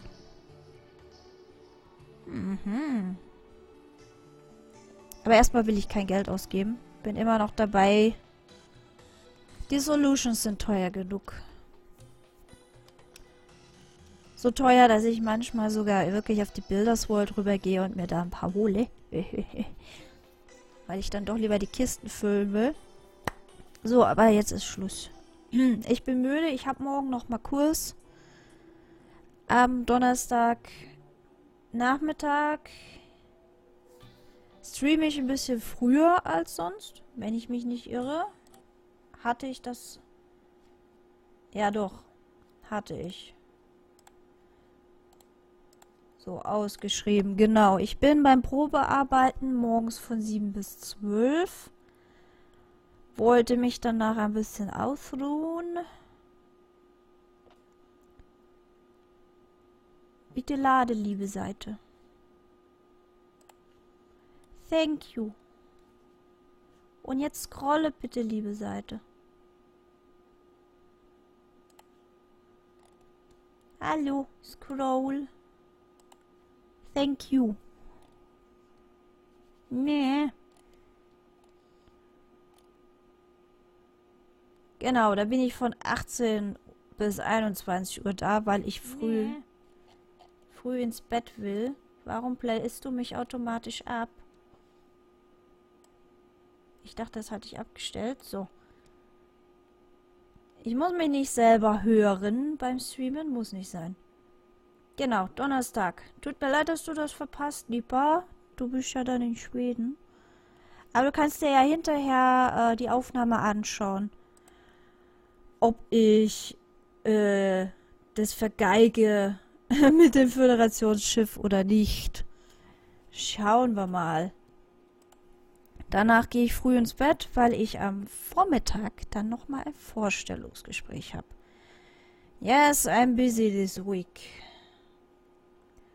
Am Wochenende brauche ich ein bisschen für mich, aber eventuell könnt ihr mich in dem ein oder anderen Chat antreffen.